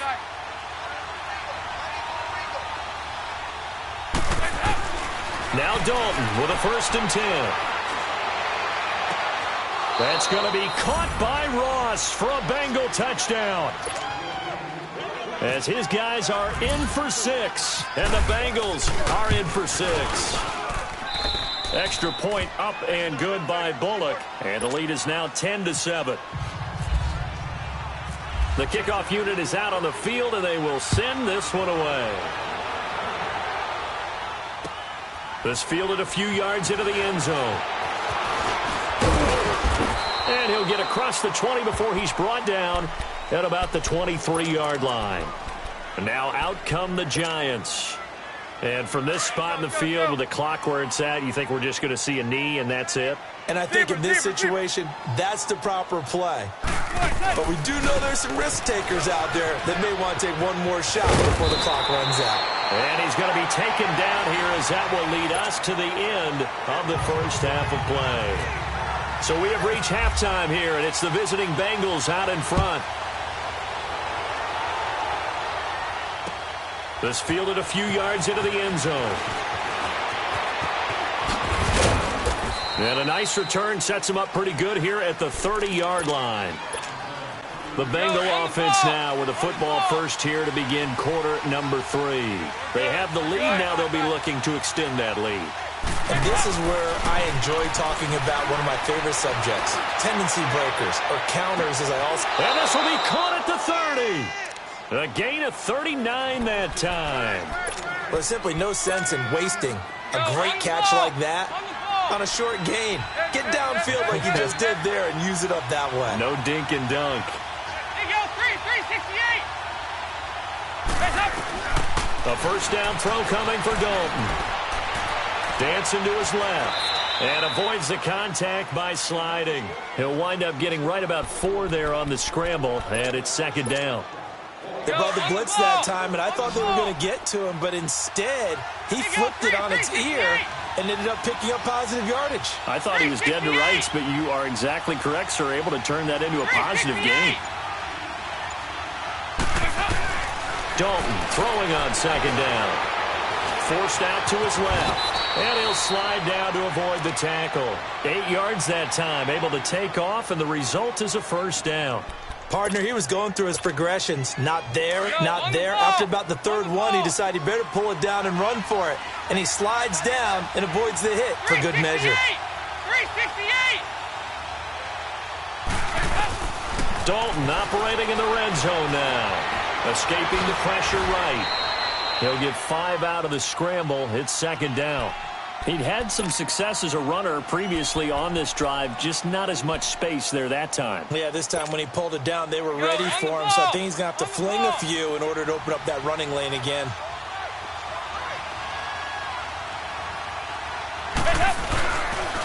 On second down, here's Mixon. And the stop will come inside the 5 at the 4. 9 yards on the play there, and it sets him up first and goal. They're trying to show that they can run the ball, protect this lead, give it to the backs, play a little bit of keep away, don't you think? And that's probably a good philosophy at this point, going to make that defense stand up and stop them. Nice job defensively to hold them to 4, and now it's second and goal. Good throw, good catch, but I really like the route. The drag and being able to run away from defenders, hard to stick with them for that long. Yeah, better against man than zone, or... Better against man, because now you're running away from someone and you're not running into a defensive player in another zone. Dalton's going to sneak it. Call it no gain on the keeper. It's going to bring up a 4th down. Now this feels like old school football because this has turned into a good old-fashioned goal line stand. And he is in. Touchdown, Bengals. A great effort there. Taking it in. And the Bengals are able to grow their lead. A good, sustained drive there in this third quarter, capping it off with a touchdown to give them a nice 2-score advantage. It was actually a fun one to watch, wasn't it? I mean, for me, seeing the mix of what they did, how they moved the ball downfield, very sharp, too. Each and every play seemed to be executed with great dispatch. Here's the Giants offense now getting set to start the third quarter. They're down in this game. A chance for the offense, though, to put something on the board, get some momentum here in half 2. Try and get things kick-started for them. And you know at the half, they discussed how they were going to get that done. This is where scripting comes into play a lot of the time. How many plays do you script coming out of the second? Most of the time in the first half, you're scripting 12 to 16. I think in the second half, you're really scripting more like 8 to 10. Kind of a starter or an opener, whatever terminology they use. Just something to get you off to a quick start. He got 29 yards that time.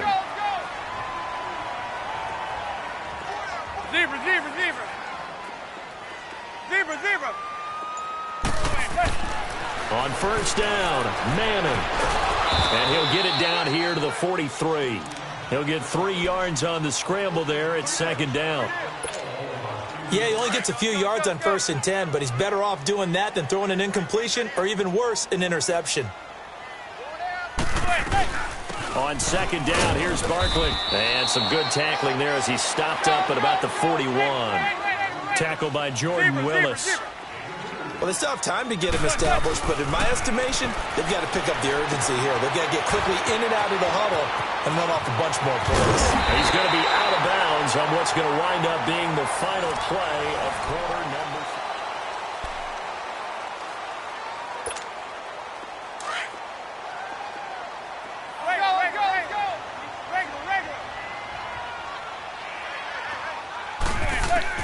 3. Manning now on first down. He dumps it off to Barkley. And he will take it on in for a Giant touchdown. Saquon Barkley from 21 yards away. And the Giants have got it back to a one-score game. And his kick is right through.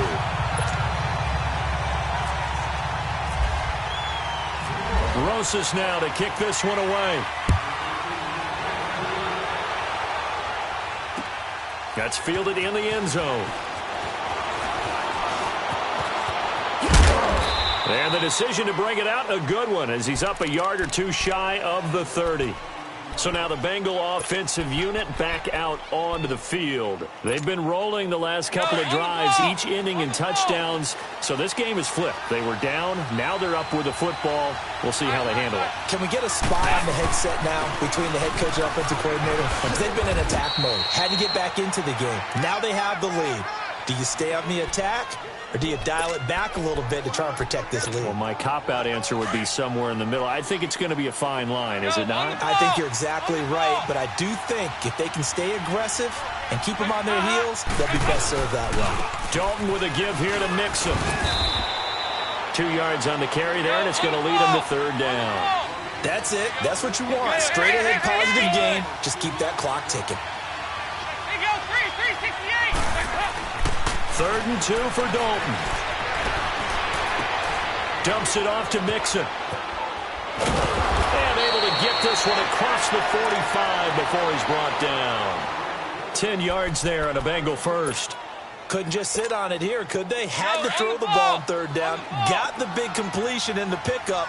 Fresh set of downs now. They've got to feel great. And defensively a backbreaker. It's Mixon on the counter. And he's going to get this past the 50 and into Giant territory. It's a 7-yard carry to set them up with a 2nd and 3. Offensively with the lead, you want to run the ball, keep the clock going, but you also want to still kind of be in attack mode too, right? So how do you do that and not come back on your heels? Think about all the practices we've... And look at this. They get the turnover they needed. It's intercepted. Picked off by Landon Collins. And he will return this one to the 30-yard line. A critical error there in a tight game of the 4th. All you talk about is taking care of the football, especially with a lead here in the 4th quarter. Turning it over, now the door is open for the opposition. Just in general, when you're passing in the 4th quarter with a lead, no matter at what point, you got to be super careful. Got to be careful, and sometimes you can be so careful that you end up running yourself into an error. An incomplete pass on first down. That leads to a 2nd and 10.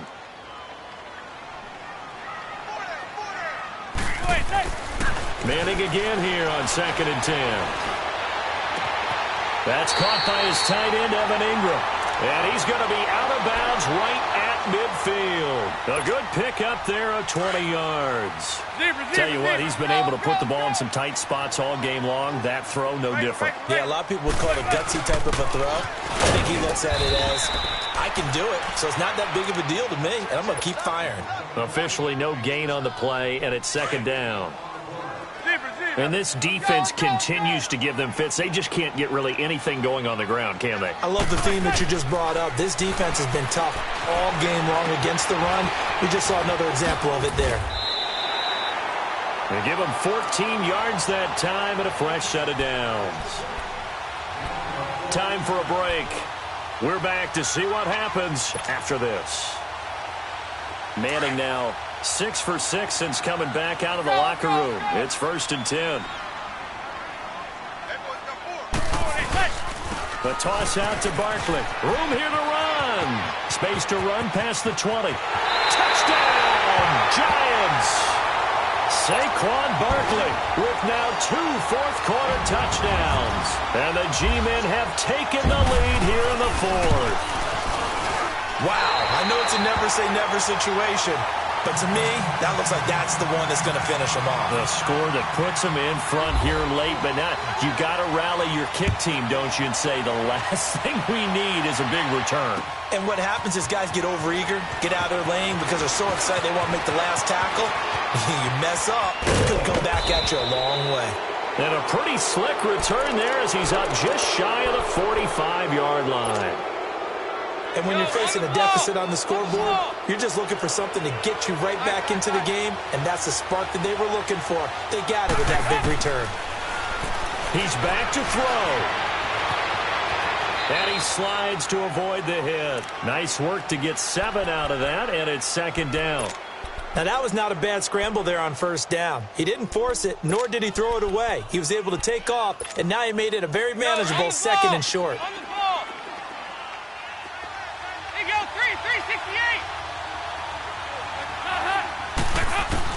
Back to throw. And, a crusher there as it's intercepted. Picked off by Alec Ogletree. And they are going to set up shop at the 32-yard line. And that one, it's going to hurt big time. You're in the 2-minute drill trying to get your guys down the field, and it's looking like they're going to come up just short, as this is definitely not his best throw. And it'll wind up being intercepted. And he went backwards. He'll be down at the 30.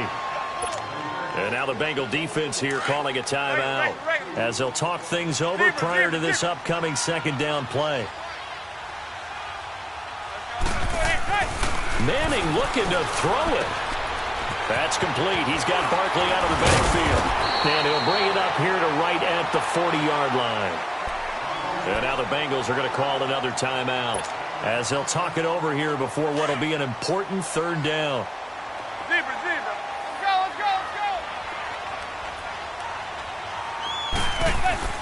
To throw is Manning. And that one drops incomplete as he got popped as he was throwing it. Third down is a down. Both sides know they absolutely have to win. And the name of the game for the defense is pressure on the quarterback. But pressure on the quarterback with contact, that's how you end up winning it.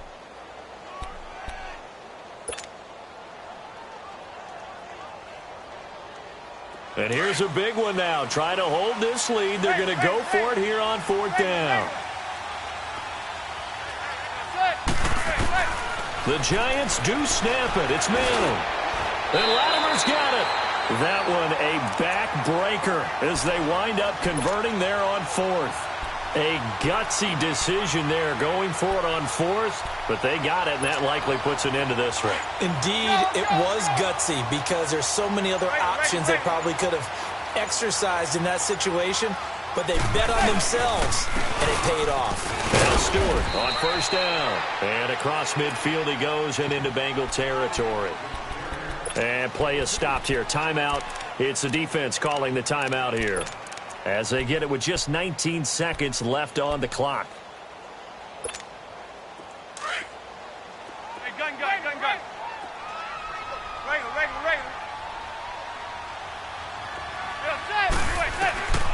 Manning to throw. And he can't get a taken down. Carlos Dunlap in there to get him for what will be a loss of 13 yards.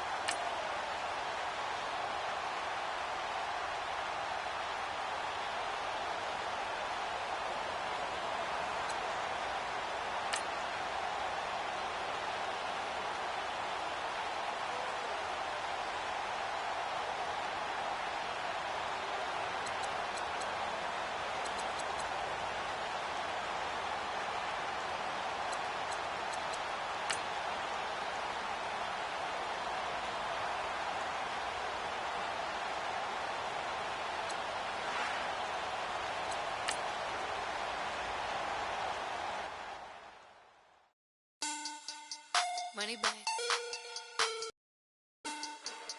Money back. Make it like a money back. Money back. God, I do the Maybach on Monday, Ferrari Friday. This is sweet Saturday, that's just what I say. I say, babe, it's, he said it's a, them pretty, you look like Beyonce, looking like money back, money back, money back, money back, money back, money back, yeah, money back, money back, money back, money back, money back, he can tell from the front, I got it behind me, and I park my Bentley truck on my Versace driveway, looking like money back, money back, money back, money back, money back, money back, money back, money back, money back, money back, money back, money back, with me pretty too, they look like bridesmaids, and they all gang, so don't be talking sideways. He said you look like this. He make sure he put Cardi down on his list. Now why this? Gonna look on my snap. I take a man and I won't give him back. I just walk into the booth and attack. I hit this guy in the roof will collapse. I've been broke my whole life. I have no clue what to do with these racks. Baby lay, waist snatch, back straight back. Got lips like Angelina, belly truck tangerine. Jumping on my, that's why they call it trampoline. Babe, back on Monday, Ferrari Friday. This is sweet Saturday, that's just what I say.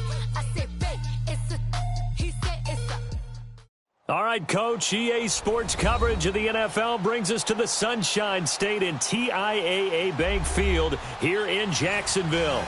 This crowd excited to see their Jaguars as both teams emerged from their tunnels a moment ago. We are just about ready for football as the Jags get set to match up with Andrew Luck and the Indianapolis Colts. This is taken at the 3. And a good return as he'll be stopped just shy of the 30-yard line.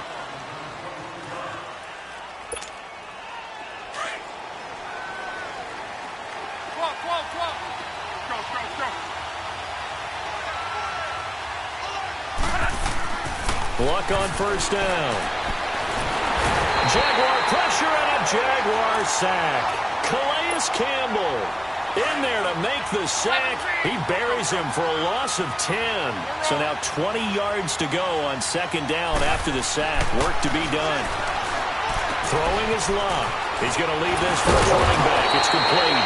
And able to break one tackle, but then quickly brought down. But a nice little gain. They'll give him 8 on the play, and that's going to lead to a 3rd and 12.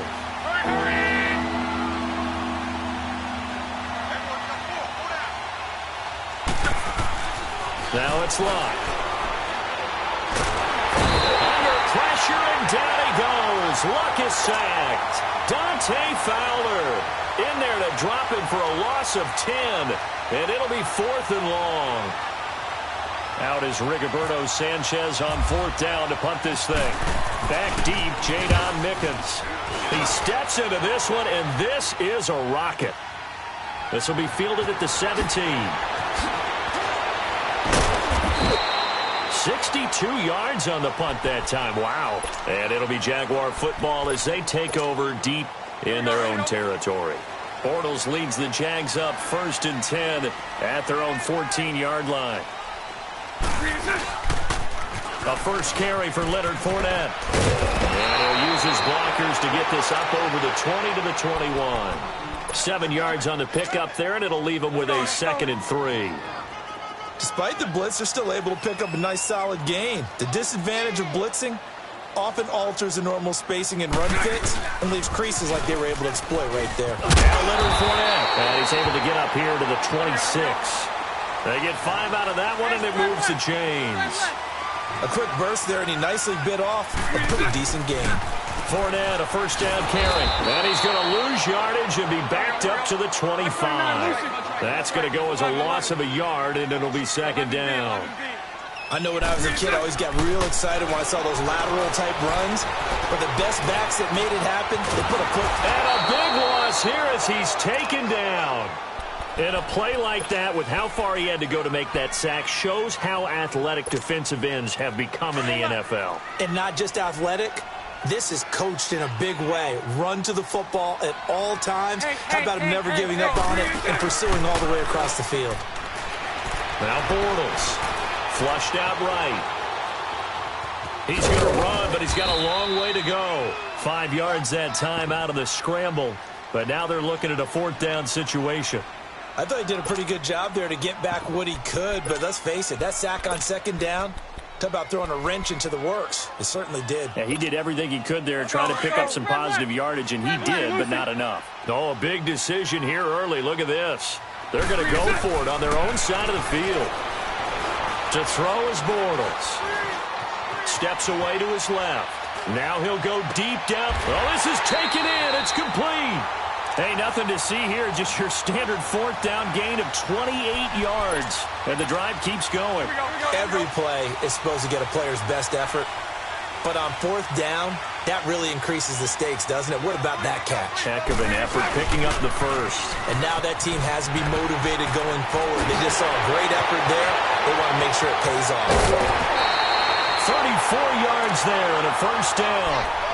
You were telling me this yesterday. This is exactly what they want to do on the opening drive, establish the ground game. Yeah, remember our conversation? We were talking about what one of the GMs in the league has told me repeatedly.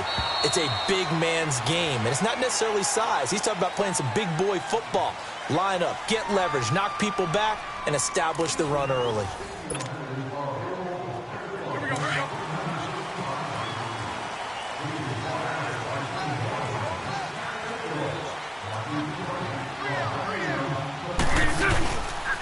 They keep it with Fournette on 1st down. And he'll be taken down near the 20 at the 21. And that time the tackle by Malik Hooker. He's had success on this drive, but not on this play. Finally, they bowed up defensively. I think they were determined not to let him take it pretty much all the way down the field. Yeah, it looks like they handled their run responsibilities correctly this time. What we call them run fits, everyone was in the right place.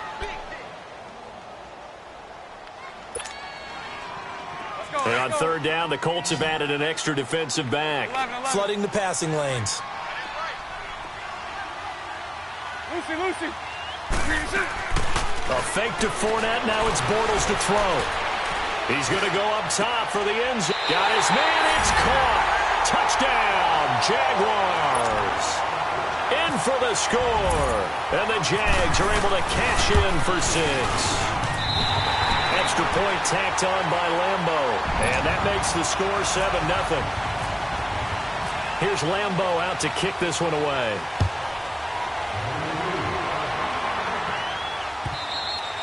And they will not get a chance to return this one as it's through the end zone for a touchback. And the Colts getting ready to go. And on the last go-around, they really couldn't get anything going. They had to punt from deep inside their own territory, which means you're going to lose the field position battle as a general rule. What they're looking for now is a little more consistency, move the ball at least a few times on offense, get a couple of 1st downs, and hopefully flip the field. Yeah, just something to build off of. That's what they're looking for here. On 2nd down, here's Locke. He's going to fire one deep over the middle. And the hit jarred it loose. It's incomplete. Even without a ton of pressure in his face, it just shows how difficult it is to pick apart his own defense. Those guys are sitting back, and they're not playing receivers as much as they're playing the eyes of the quarterback and when he delivers the ball. And incomplete here on 3rd down. Anytime a defense can sit back in a zone like that, it tends to create a lot of congestion in the middle of the field. Makes it very hard to slot one in. Looked like I-4 at rush hour in your hometown of Orlando, Florida. An absolute mess. And how about the call here? They need 2 yards in their own territory on 4th down, and they're going to go for it.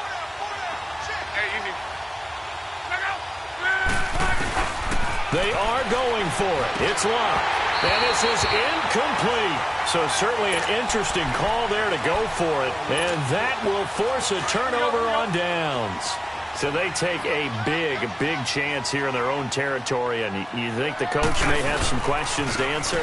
Yeah, and, you know, normally we focus on the media, right? The social media barrage that he's going to get for this one. How about on his own sideline and in his locker room? Yeah.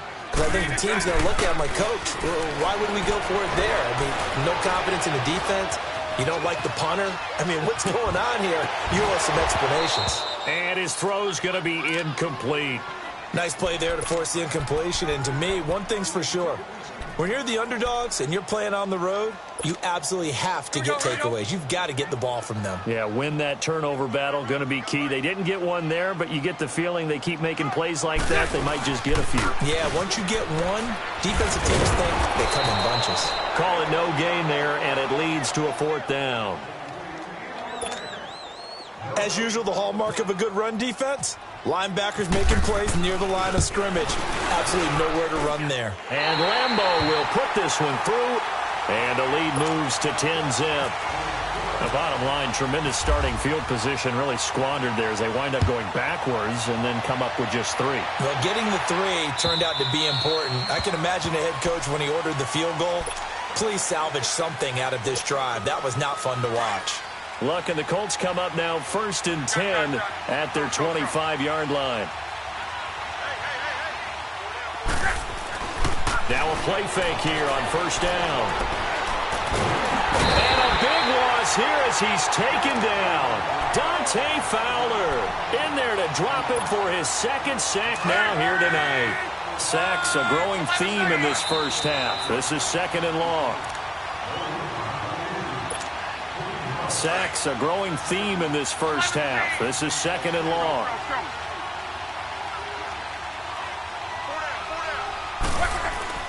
Here's Luck now on 2nd down. Ebron caught left side. Get 11 back on that one. It leads to 3rd down. We didn't need to ask around.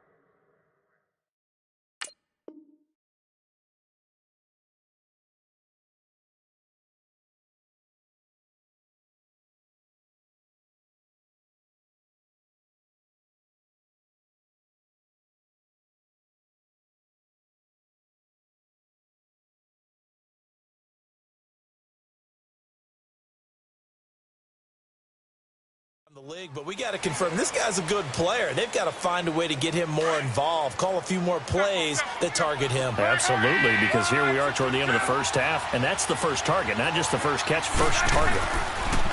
3rd and long, it's Luck. It's complete to Grant, and he'll be taken down, but not before he gets into enemy territory. And a big 32-yard play on 3rd.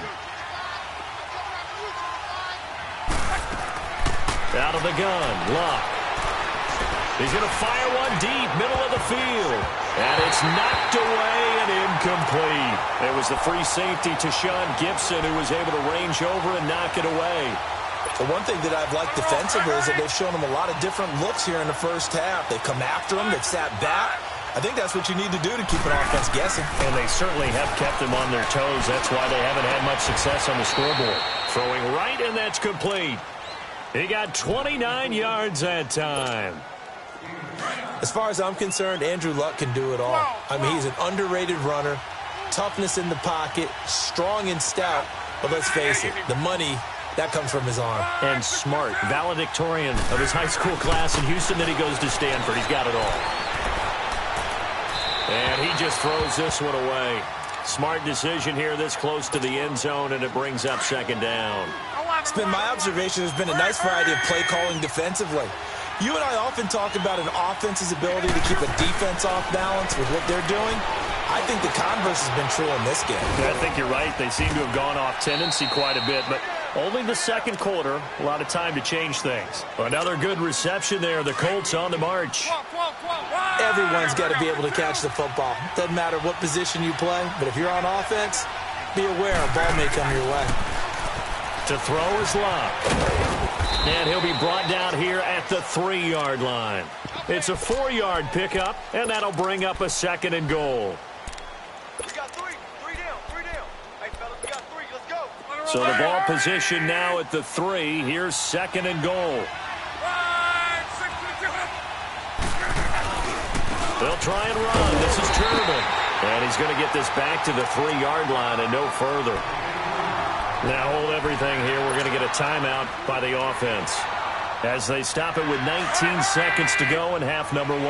The Colts on 3rd down, just 1 for 3 thus far. This is 3rd and goal.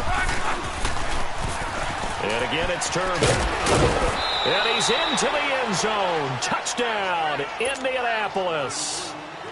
Robert Turbin as the first half is winding down. And the Colts able to get this back within a touchdown.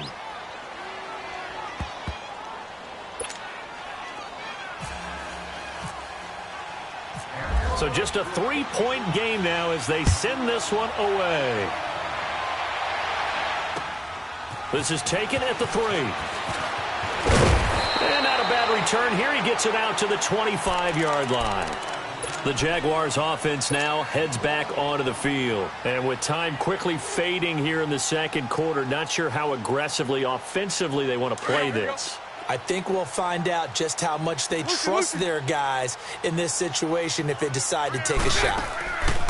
They go play action here on first down. Being chased out left. Now he's hit, and Bortles fumbled. It's loose, but this will fortunately wind up out of bounds. He'll get 3 yards on the scramble there. It's second down.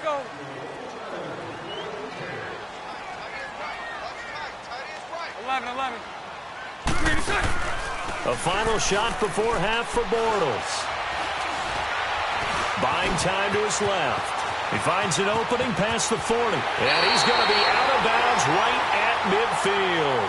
Time for a break. We've hit halftime. 2 quarters down. 2 still remain. We step aside. This is the NFL on EA Sports.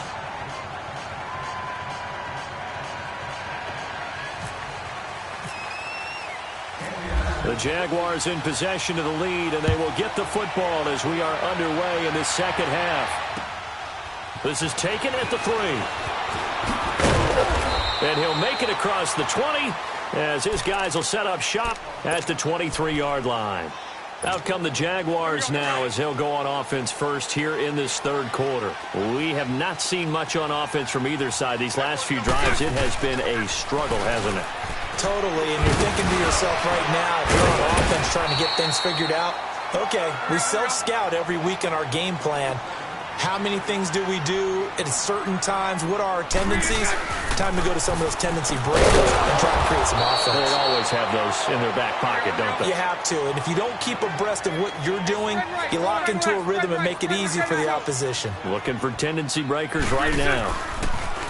To throw, it's Bortles. And he'll be brought down by the Colts. Danico Autry. And now here's a timeout called by the Colts on the defensive side of the ball. It's just their first, so 2 remaining as they burn 1 here in this third quarter. This offense converted once on 4th down earlier. Now they're out there again to try once more. They do go for it. It's Bortles. Oh, the pressure too great, and he goes down once more. Jabal Sheard in there to drop him, and it'll be a loss of about 8.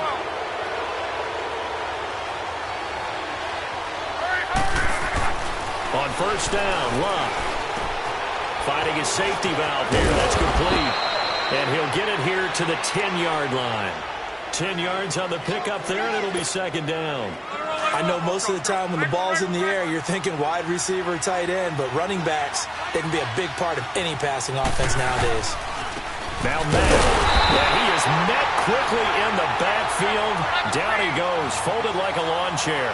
They'll lose a yard, and it brings up 3rd. He already has 2 sacks to his credit. Now another tackle for loss. And you know how you can always identify who was supposed to block him? They're the ones helping up the person who just got knocked to the ground with the ball, right? Whether it's a running play or a pass play, they've got to figure out a way to slow him down. Maybe you chip him with a second guy. Maybe you just out-and-out double him. Maybe you make sure you take the ball and throw it as far away from him as possible. Because right now, he is wrecking. And he takes this one in for a Colts touchdown. A great play there. A 9-yard touchdown run. And the Colts are in for 6. And that makes it 14-10.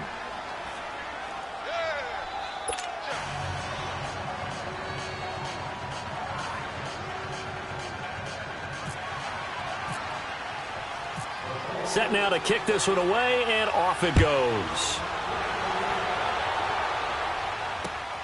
This is taken at the 3. And a nice return sets him up pretty good here at the 30-yard line. And out now comes Jacksonville as they get ready to go. And last time out, went for it on 4th down, turned it over, gave them great field position, turned it 6 points, so they've got to recover here, Charles. It's amazing what one decision can do in the chain of events, right? The decision to go for it on 4th. Under pressure, and they got to him again. John Simon in there to sack him for a loss of 6. The amount of sacks that they've absorbed in this game is absolutely extraordinary. Let's just face it. This offensive line, flat out, cannot handle this pass rush. It's been demonstrated time and time again. Now a play fake. Bortles. Flush to his right. And that one got tipped. Kind of threw everything off. It brings up 3rd. Well, we're not playing 3 yards in a cloud of dust football anymore. I kind of get why those old school coaches sometimes didn't want to throw the football. Because if it's popped up in the air, it almost turns into slow motion, and both sides trying to get to the football, and you're holding your breath wondering whether it's going to go good or bad for your team. Now he's going to throw it deep to the... Got his man! Complete! And he's taken down at the 43, but not before picking up the first. An excellent pickup of 34 yards. Now from Colts territory, here's a 1st and 10 at the 43. Bortles on the give to Fournette. And he'll be brought down at about the 42. Just a yard on the pickup there, and it'll bring up a 2nd and 9. Nice job by that defensive front there to hold him to a short gain on 1st down. Well played, I must say. Yeah, only getting 1 yard. There was no room to run. Throw left side complete. It's Lee. A good pickup there at 22. Brandon, so many times we see the crossing route start as a quick hitter, but in this play, he had time in the pocket and waited for him to clear going across. Took till the second half, but finally a red zone opportunity here. 1st and 10 at the 19. Now T.J. Yeldon. Even with the good move he showed, he'll be brought down short of the 15. They give him 4 yards there. It'll be 2nd and 6. That was a particularly nice play because not only was it his job to force the play inside, he was actually able to fold inside himself and make the tackle ultimately. Very nicely done. And that one blown up quickly as he's going to be stopped before he could even get started. And they'll lose a yard that time, and that's going to lead to a 3rd down. On 3rd down, Fournette. And they're going to lose some on this play. Being knocked back to the 18. A loss of a yard, and it brings up 4th. Brandon, we're into the second half, and this offense has not scored a lot of points, and that was it. And he's going to go down. He's sacked back at the 24. The Jags come up empty on 4th down. And the Colts are going to take over with a football. Luck and the Colts come up now 1st and 10 at their own 24.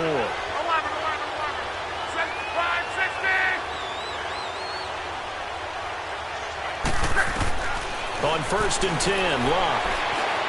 And he slings one that's incomplete. Ryan Grant, the intended target, and that'll bring up 2nd down. I know coaches tell us all the time that having a powerful arm isn't the #1 thing they look for in a quarterback. But when you're trying to throw inside routes and you need to put some heat on it, it helps have the big gun. In this case, just a little bit too much.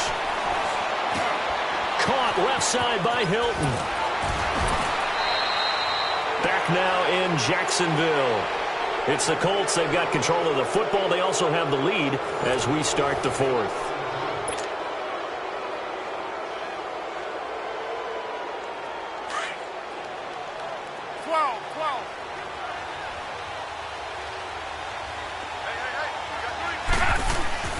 On 1st down, it's Locke. Out to the flat. That's complete to his running back. And he'll be brought down, losing yardage back at the 40. It'll be a loss of 1, and it'll be 2nd and 11. That pass play wound up for negative yardage, so here's 2nd and 11.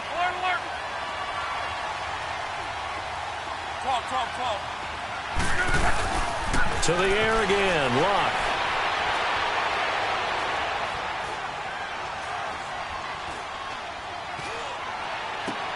He goes full extension, and he's got it.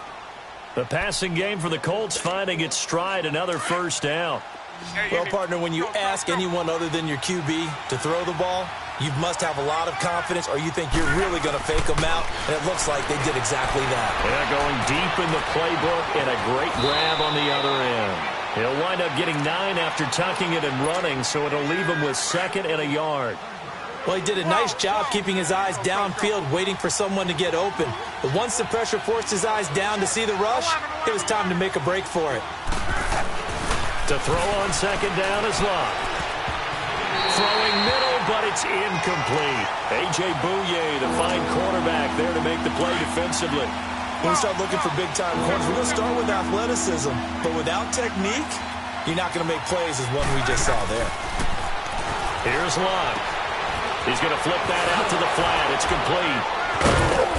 Well, he's taken down, but not before picking up the first, thanks to a flashy little spin move. It's a pickup of 6 and good enough to move the chains. Luck now a perfect 8 for 8 to start the second half. Not bad. 1st and 10. Now Luck eluding the pressure right. And he'll toss this one incomplete. Seeing no options, he throws it away. I hope I don't sound too rah-rah on that one, but that's the exact right throw. Either your receiver gets it or no one gets it. Give him a lot of credit for being really precise with it. Got rid of it. No one got it. Escaping the pressure right. And he's got room. And he will avoid the contact as he slides to a stop. Luck showing he can be dangerous when he tucks it and runs. He's able to pick up the first down.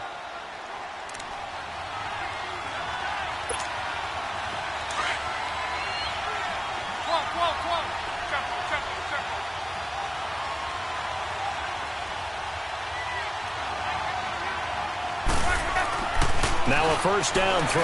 Luck. Complete to Hilton. And here he'll get it down to the 7. A gain of 6 there on first.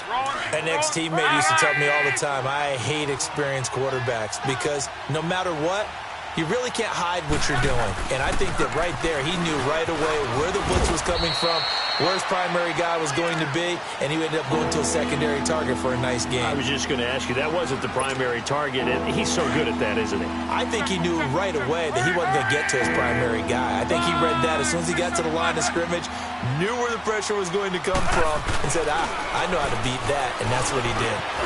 And he will score. Touchdown.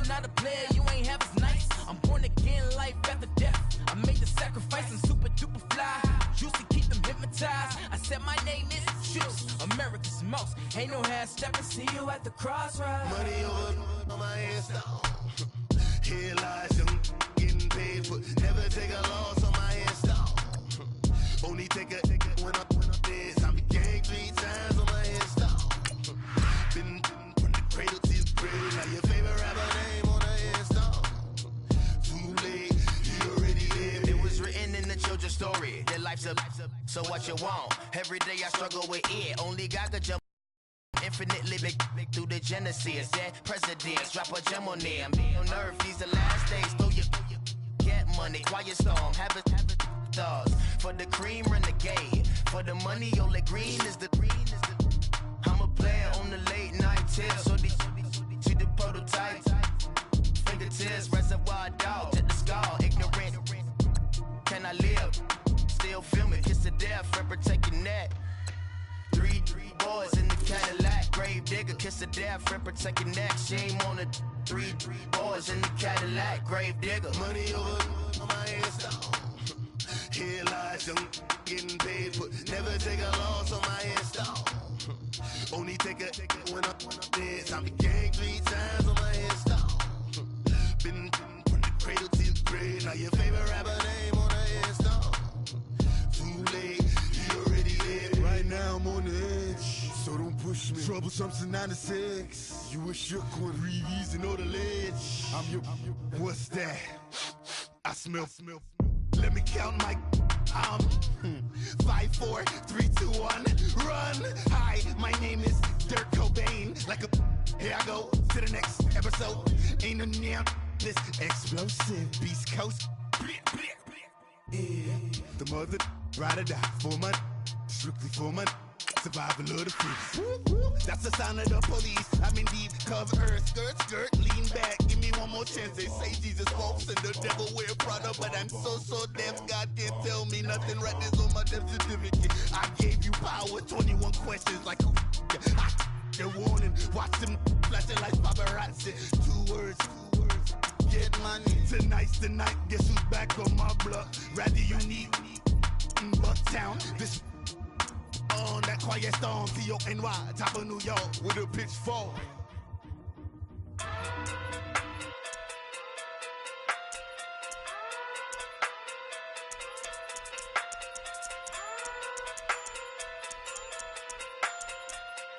Hey, okay. Pocket too big, they sumo. Pulling hard like Uno. Flip like judo. You act too culo. No chance, you go. Pocket too big, they sumo. Pocket too big, they sumo. Pocket too big, they sumo. Pocket too big, they sumo. Pull hard like Uno. Flip like judo. You act too culo. You and her, no chance, you go. Pocket too big, they sumo. Pocket too big, they sumo. Pocket too big, they sumo. Pocket too big, they sumo. Tell me who the hottest that you know. If it ain't me, you. Curry get the flame calling Prince Zuko. Swimming through the money like a flounder. Hold up. I just want the knowledge and the power. Hold up. Why the looking at me sour? Eat it like chowder. Rada. Never gave a about $1. More money, me, more problems. Pray for me to fall like autumn. Cause I got it on my own with no help, man. Got a daddy, that's it, in myself, man. They need a new hope. Deliver new. Giving out like Shaq at the free throw. Anybody wanna be E.T.? Man, y'all can't see me. Out of my league, you pee-wee. Pocket too big, Rakeisha. Pocket too big, they sumo. Pulling hard like Uno. Flip like judo. You act too culo. You and her, no chance, you go. Pocket too big, they sumo. Pocket too big, they sumo. Pocket too big, they sumo. Pocket too big, they sumo. Pull hard like Uno. Flip like judo. You act too culo. You and her, no chance, you go. Pocket too big. All right, Coach, thank you very much. It's the National Football League presented by EA Sports. A few minutes ago, the hometown Jets were introduced to this sellout crowd, and it's a roar that could be heard across the river in Manhattan. They're set to go as their Jets will match up with the Jacksonville Jaguars.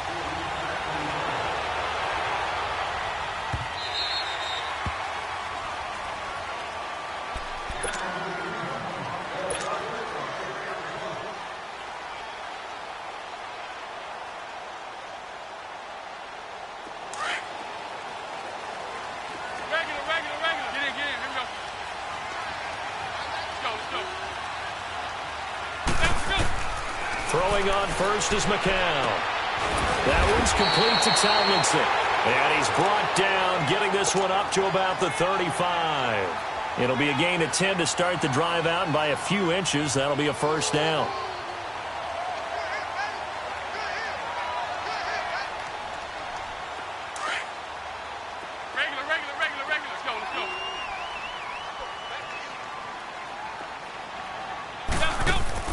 McCown now on first down. Letting one go deep for a noon one. And that's caught inside the 30.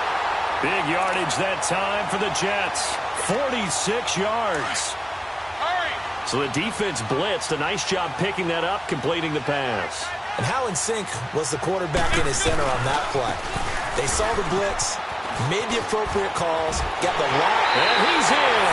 Touchdown, Jets.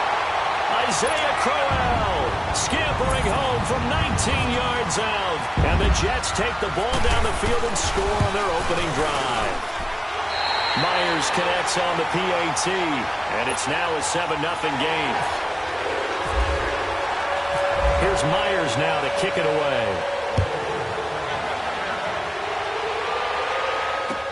This is fielded a couple yards deep. And some space here. He's at the 40. Past the 20. 10. 5. Touchdown, Jaguars. Corey Grant with a return of 102 yards. And the Jaguars are within an extra point of tying this one up. Well, go ahead and strap in, partner.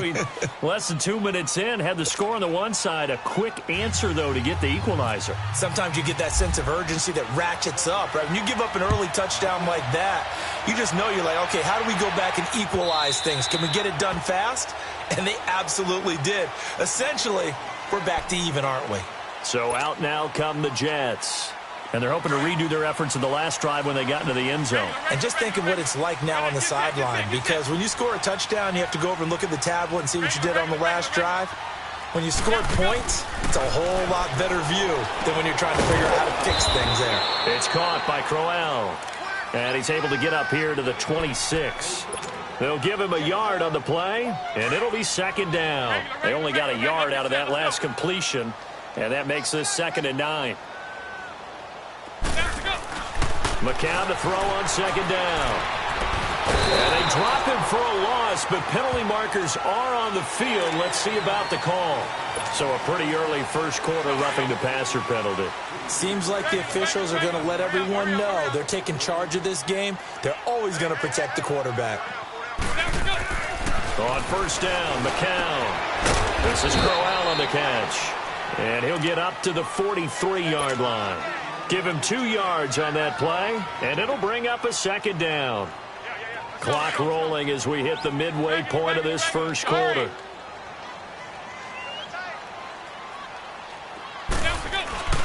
On second down, here's McCown.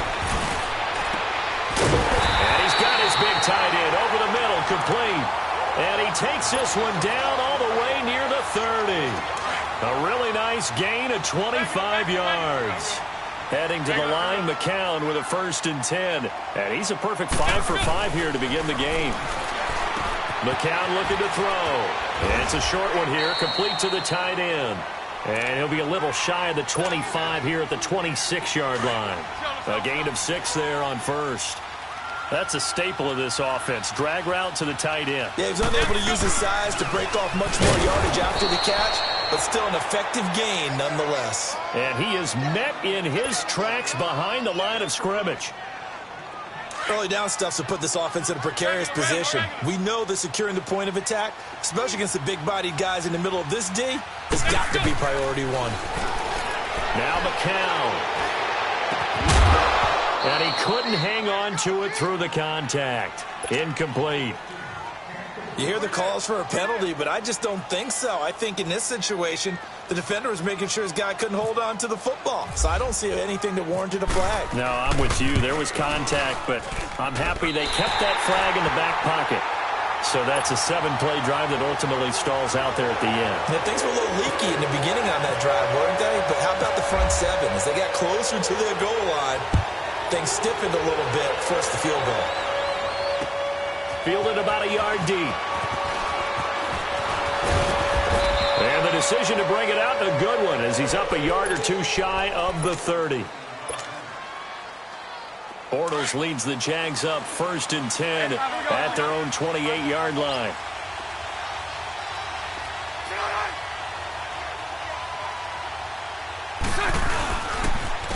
On the ground, this is Leonard Fournette. They'll only get a couple up to about the 30. Typically, we think it's the strong safeties that are better tacklers, especially closer to the line of scrimmage amidst traffic. But in this case, how about the free safety coming up and making the big-time play? Now whistles here, and I believe one of the Jaguar linemen might have moved. And that false start penalty certainly not helping their cause here. 2nd down and long.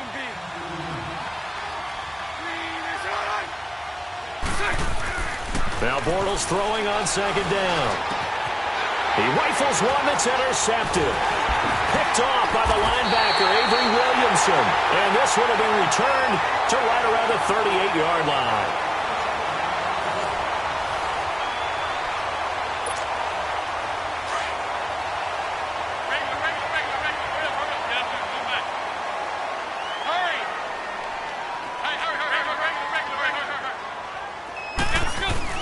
So after the INT, it's McCown now. It's a short here, complete to his tight end. And they'll be inside the 35 now at the 34-yard line. The completion good for 3, and it's 2nd down. Brandon, they didn't get everything they wanted out of that play, but the tight end did. And I don't mean it in a positive way. Great job of him holding on after absorbing that big hit. And he can't find anywhere to go with it. And he goes down. Yannick Ngakoue in there to make the sack. He buries him for a loss of 10. So it's 3rd and long, and defensively not a real surprise. They're in the dime. Shotgun here for McCown. And he's got a moonwalk. And he is out of bounds inside the 30. A Jet 1st down, 18 big yards that time.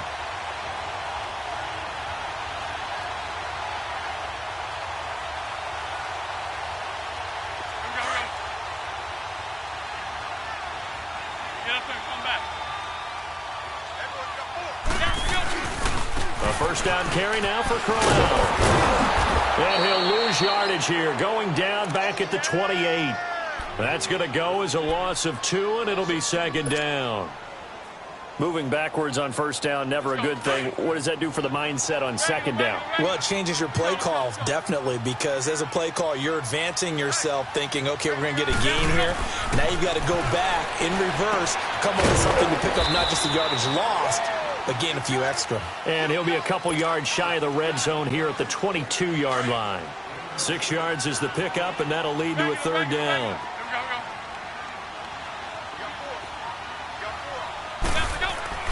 Throwing is McCown on 3rd down. Flush to his right. Hard throw, incomplete. I think he's a little trigger happy right there, and it turned into an ill-advised throw into their zone. Well, we know he has confidence. He'll throw it any place, anytime, anywhere. That time it fell incomplete. And Myers able to knock it through. And the lead stretches to 6 here. It's 13-7. No problems in the field goal department so far. He's 2 for 2. Pretty reliable here in this game, isn't he? And to me, that bodes well for them. If they need him late in the game, his confidence should be sky high. Myers now converted on the field goal try. Now he's on to kick it away. That'll be taken in the end zone. And he'll get it up to about the 26-yard line, just across the 25. And out now comes Jacksonville as they get ready to go. Bortles leads the Jags up 1st and 10 at their own 26. Trying to shake off the interception from the last drive. He'll look to throw. And Austin Seferian-Jenkins has it. And they get him down, but not before he takes it across the 40-yard line. That one a pickup of 15 for Jacksonville. 2 minutes remain here in the first half. We'll come back to MetLife Stadium after this short timeout.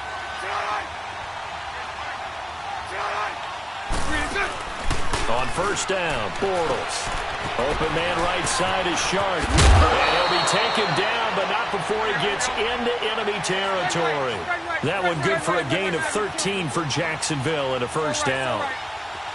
I like watching the wide receiver screen because it's a real teamwork play. Because guess what? Guy catching the ball, he'll get all the credit. And he fires one that's intercepted. Picked off by Buster Screen. 20. And he brings this one back. It's a pick six and a Jet touchdown.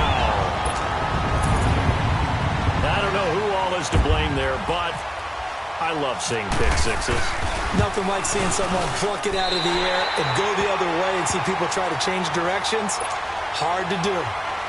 Extra point up and through by Myers. And the lead now stands at 13. This is taken about 7 yards deep. And he'll bring it a few past the 20 to the 23-yard line. Out comes the Jacksonville offense as they get set to take over here. And job one here, Charles, just keep possession of the football. 2 drives, 2 turnovers to this point. You're exactly right, Doctor. Hippocratic oath. First, do no harm. And right now, they're harming themselves on offense. I like that. No one is mistaking me for a doctor, though. But thank you, Dr. Davis.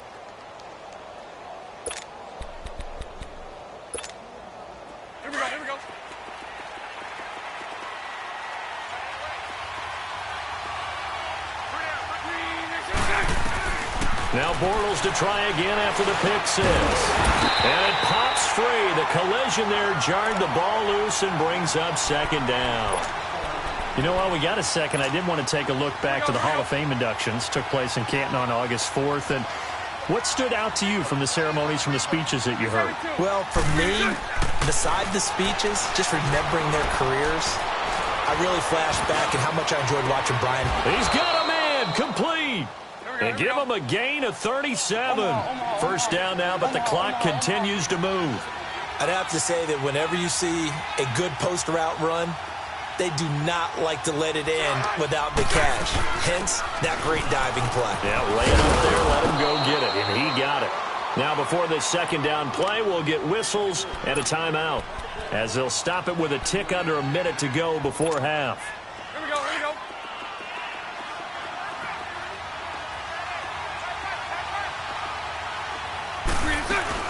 A fake to Fournette. Now it's Bortles to throw.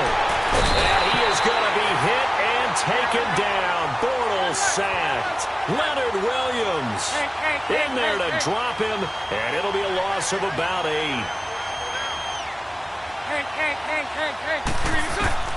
On third and long, it's Bortles. Eluding the pressure right. Under pressure again, and down he goes again. And now a whistle and a timeout called by the kicking team, as the clock will stop with 33 seconds to go in the first half.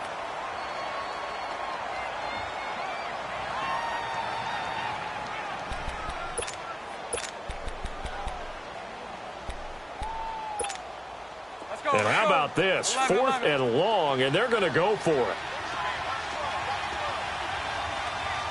Lucy. Green 80. Lucy. Green 80. They'll go for it. It's Bortles. Escaping the pressure right. Open man is Westbrook, complete. And I think the ball's out, but this will get out of bounds, so possession will stay the same. They go for it on 4th down, and it pays off big time as they pick up 29.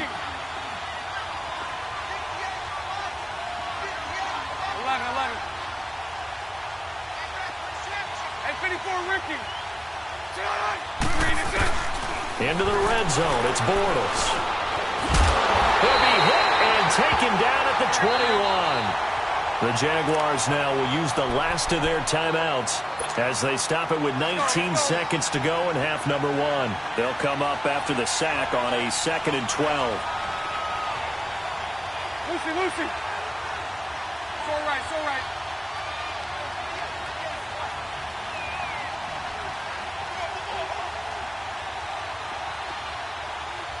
Move.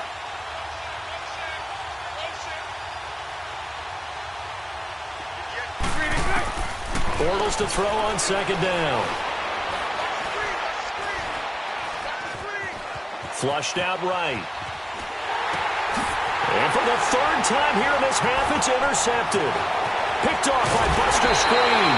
And his guys have got it back at the closing stages of the first half. Good starting position for the Jets as they come up 1st and 10. They start this with a run for Powell. And he'll be taken down just shy of midfield.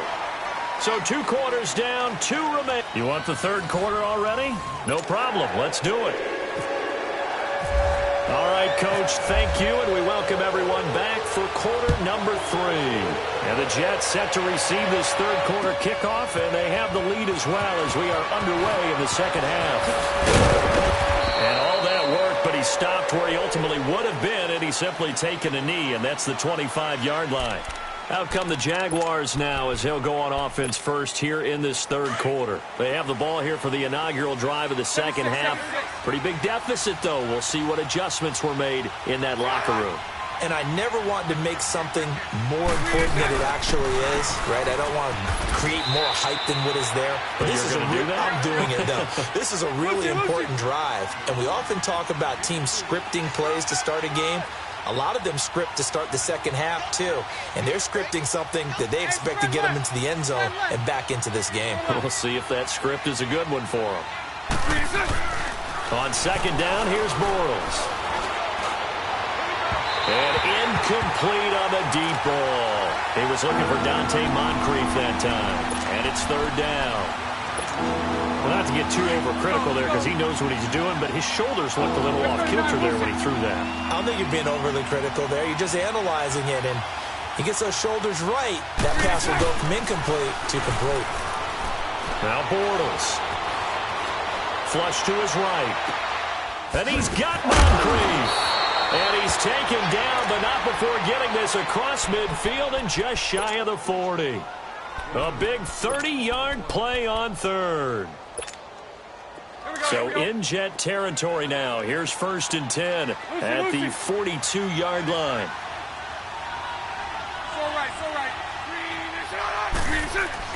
Bortles now on first down. Dancing to his left. Now he's hit, and Bortles fumbled. It's loose, and the Jets have recovered. When I see a play like that, I come back to risk reward. I don't know about you, but is it worth it at that point, whatever you're going to pick up, to either take the hit, and in this case, lose the football? No, should have gone down. I mean, hindsight's always 20/20, but that's the safe play. You're exactly right. Hindsight's really never wrong, is it? Because you can analyze it, but I think ultimately you got to look at it as a first option, taking care of the ball, getting what you can, and that's it. Don't worry about any more. McCown now on first down. He couldn't quite hold it. Got hit. Ball pops out. Incomplete. Well, we always talk about how you've got to be quick when you go through your progressions, and here's another prime example. Trying to look downfield. He was standing in the pocket, but just couldn't find anyone open, could he? No, not enough time. They hit him and forced that incompletion. And he'll be taken down at the 34. Only a yard on the pickup there, so it leaves them needing a conversion here on third and a tough 9.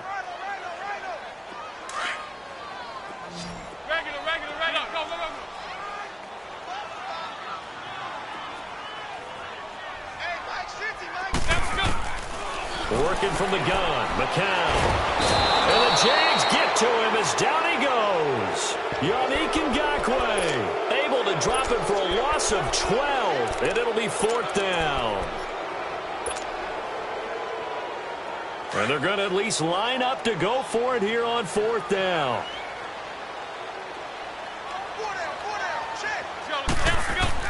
They are going for it. It's McCown. Forced out to his left. That's to his running back, complete. But they're going to wrap him up as he'll go down well short of a first. The Tide Bulls tried it, went for it, but it didn't pay off. And the Jaguars are going to take possession here on the turnover on downs. Bortles now on first down. They go with the screen. It's Yeldon. And able to get this one across the 45 before he's brought down. That one good for a gain of 13 for Jacksonville and a first down. When you run a screen pass really well, you got to like the look of it because so many parts come together to make it work well. The offensive linemen, where they're faking people out, the back slipping out there, catching the football, then all of them going together as one unit. This is caught inside the 15. And he'll be down deep into Jet territory. It's a big play. Bortles to Westbrook, 42 yards. They'll try and run for it with Yeldon. And they're going to get him down, but not before a pretty good run right there. That's a gain of 7, and we'll leave them with 2nd and goal coming up. That play wasn't quite as big as the play that preceded it, but still, got to like the way they're moving the football, partner. Absolutely. Pretty good room to run on that last play. Yep. And he's going to have to eat this one as down he goes. When you're this close to the goal line, you got to expect pressure from the defense, so the ball's got to come out fast. Got to get out of his hands quicker. Bortles now on 3rd and goal. And he will get this into the end zone for a Jaguar touchdown. Austin Seferian-Jenkins, an 11-yard touchdown. And the Jaguars have cut it back within a score.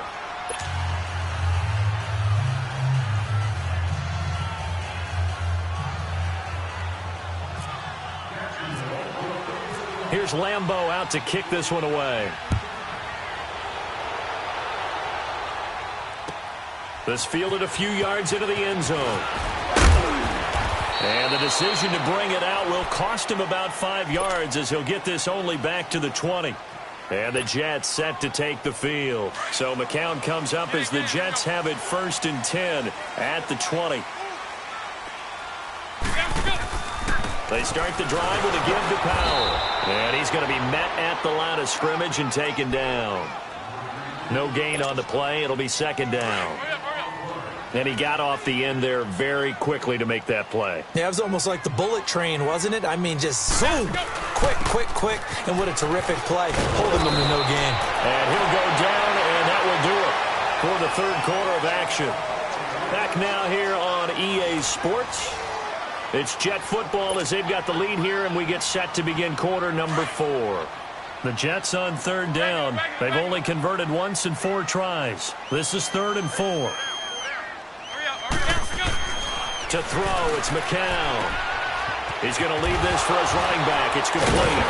So he fought off the tackle, and that effort gives him the first before he's brought down. It's a 7-yard gain there, and it's good enough to move the chains. McCown now, 12 of 15 throwing the ball, 80% so far, and it's 1st and 10. Here's McCown, and he will find his man on the outside. And he'll get it out near the 40 to the 39. 5 yards on the catch there, brings up 2nd down. Under 4 to go now as the clock runs, and they come up on 2nd down. On 2nd down, here's Crowell. And Crowell lost the football. But fortunately, he's able to recover his own fumble, and that could have been trouble. All I can say about this play is that someone's living right. I mean, he's trying to gain yardage, trying to get upfield. Ball comes free. What's that panic that we've talked about oftentimes that you feel when you lose the ball? He got to it and was able to recover it for his squad. Now McCown throws incomplete there on 3rd down. The beauty of being able to play a zone defense when you can sit back and see the ball coming out of the quarterback's hands, guess what? Creates a lot of confusion, kind of a muddle in the middle of the field where you can go make a play on the football. And no move to get the offense off the field. Despite failing once, they're going to go again here on 4th down. Let it roll. The Jets go for it. Here's McCown. He's going to fire one deep over the middle. And look at this. They get the turnover they needed. It's intercepted. Picked off by Tashawn Gibson. And the return comes to a halt right at the 44-yard line. Oh, and that's a nice job defensively to get a piece of the football. He's going to pop it into the air, and then it's the tip drill. And good concentration by him to react to it and pull in the interception. Here's Bortles to throw. And he overshot him there. It's out of bounds, incomplete. And that's one he's got to be happy to have back. There wasn't a hole open in the zone. You'd have to think on early downs like that 1st down there, need to be a little bit more careful. Yeah, fortunately for him, got a couple more downs to play with. Bortles will try again on second down. He'll be taken down. The Jets get in there for the sack. Jordan Jenkins in there to pick up his second sack now of the afternoon. Spread right, spread right, spread right, spread right, smack. 372. From the gun on third down, Bortles eluding the pressure right. And this is going to be incomplete. The safety, Jamal Adams, able to break that one up. When I watched that play, I thought about what my coaches had told me in the past. The biggest teaching point, get your head around. Locate the football so you can make a play on it while it's in the air. That's exactly what he did there. That was nice.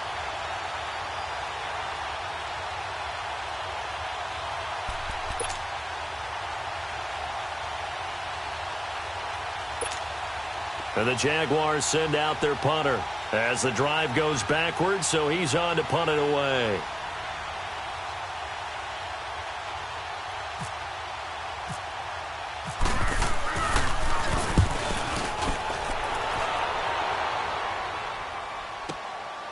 And this will be taken at the 13. Officially, that'll go as a 52-yard punt. Not too shabby. And the Jets will take over 1st and 10. So McCown comes up as the Jets have it 1st and 10 at their own 23. They begin with a run by Crowell. 17 yards for the Jets there as they've got themselves a first down. At this stage of the game, the run-pass numbers are a little bit out of whack because most of their yardage has come through the air. But in a sense, that just sets things up for big runs like that because the defense might be a little bit off balance. They pick up another first down with that run. 7 yards on the play, and it'll be a second down.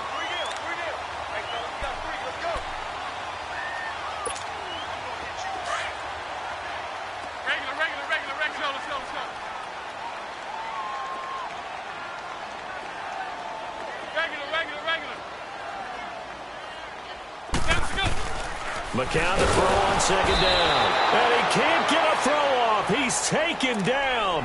What a huge play at this point in the game. And on that one, the protection just broke down.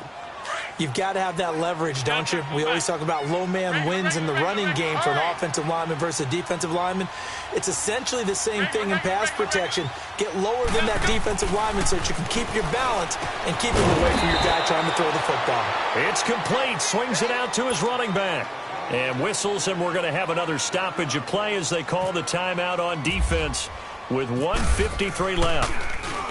Now Edwards to kick as he sends it away. Oh, he takes it in, doesn't let it bounce. He takes it at the 2. So possession goes over here on the punt. And the offense will come back out deep in their own territory.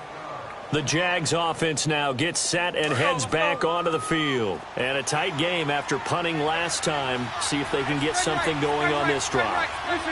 As they head to the field now, with the game this close, you've got to feel there's a sense of urgency for them going on offense right now. But they have to do it without letting panic creep in and affect their play. Back to throw. Escaping the pressure right. He's going to let it fly. And, oh, a crusher there as it's intercepted. Picked off by Tremaine Johnson. And the possession is theirs at their own 43-yard line. I think that interception happened for 2 reasons. Quarterback gets outside the pocket and panics a little bit, and receiver doesn't make sure he's absolutely in an open spot. So there's a guy lurking, took the ball from him. Yeah, so don't wave your arms, right, as a receiver if you're not wide open. Got to know that you're open, otherwise just don't do it. And he'll get it out to midfield. Looks like, yeah, they'll spot it right at midfield at the 50. Well, it's tough to be a defender in today's NFL because there's so many things to account for in today's passing game, including the back sneaking out of the backfield. Not quite as bad as a turkey bowl where you have the center-eligible stuff. And he can't get a throw away. He's taken down. Dante Fowler in there to bury him for a loss of 11. So here we go, Charles, third down. Any chance you're throwing? I don't think so. I think you got to keep the clock rolling here.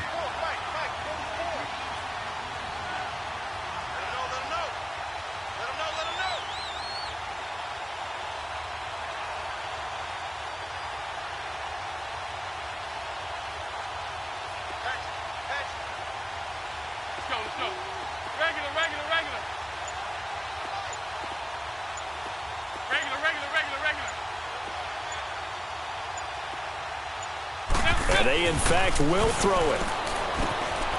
That one's complete to Tomlinson. And he'll bring it up here to right at the 40-yard line. And a timeout here. Timeout taken, whistles blown. Timeout taken by the receiving team. As they'll stop the clock with 24 seconds to go in the game. And he'll go ahead and field this at the 5. That'll be put in the books as a 53-yard punt. And control of the football switching hands here with very little time remaining in this contest.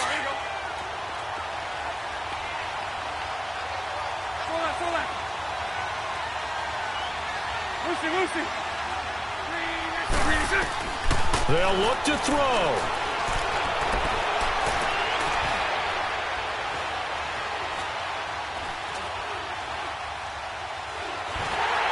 And that is incomplete, stopping the clock with 5 seconds to go. So after all of this, it comes down to one final play. And just think of what it's going to be, because from this distance, you've got to be prepared for everything.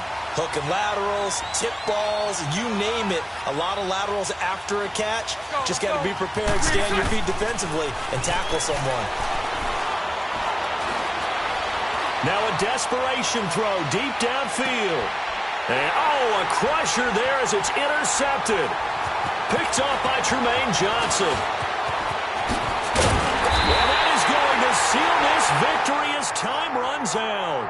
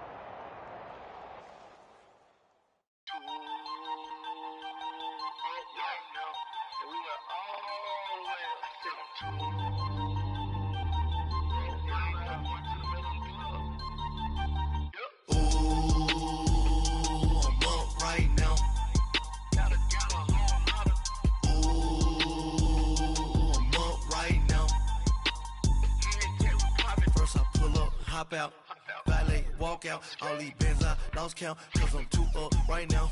Too up right now. I'm too on one day on my third. I was too broke, now I'm too rich. Made 100K on my third shift. I'm a boy, I'm a gangster.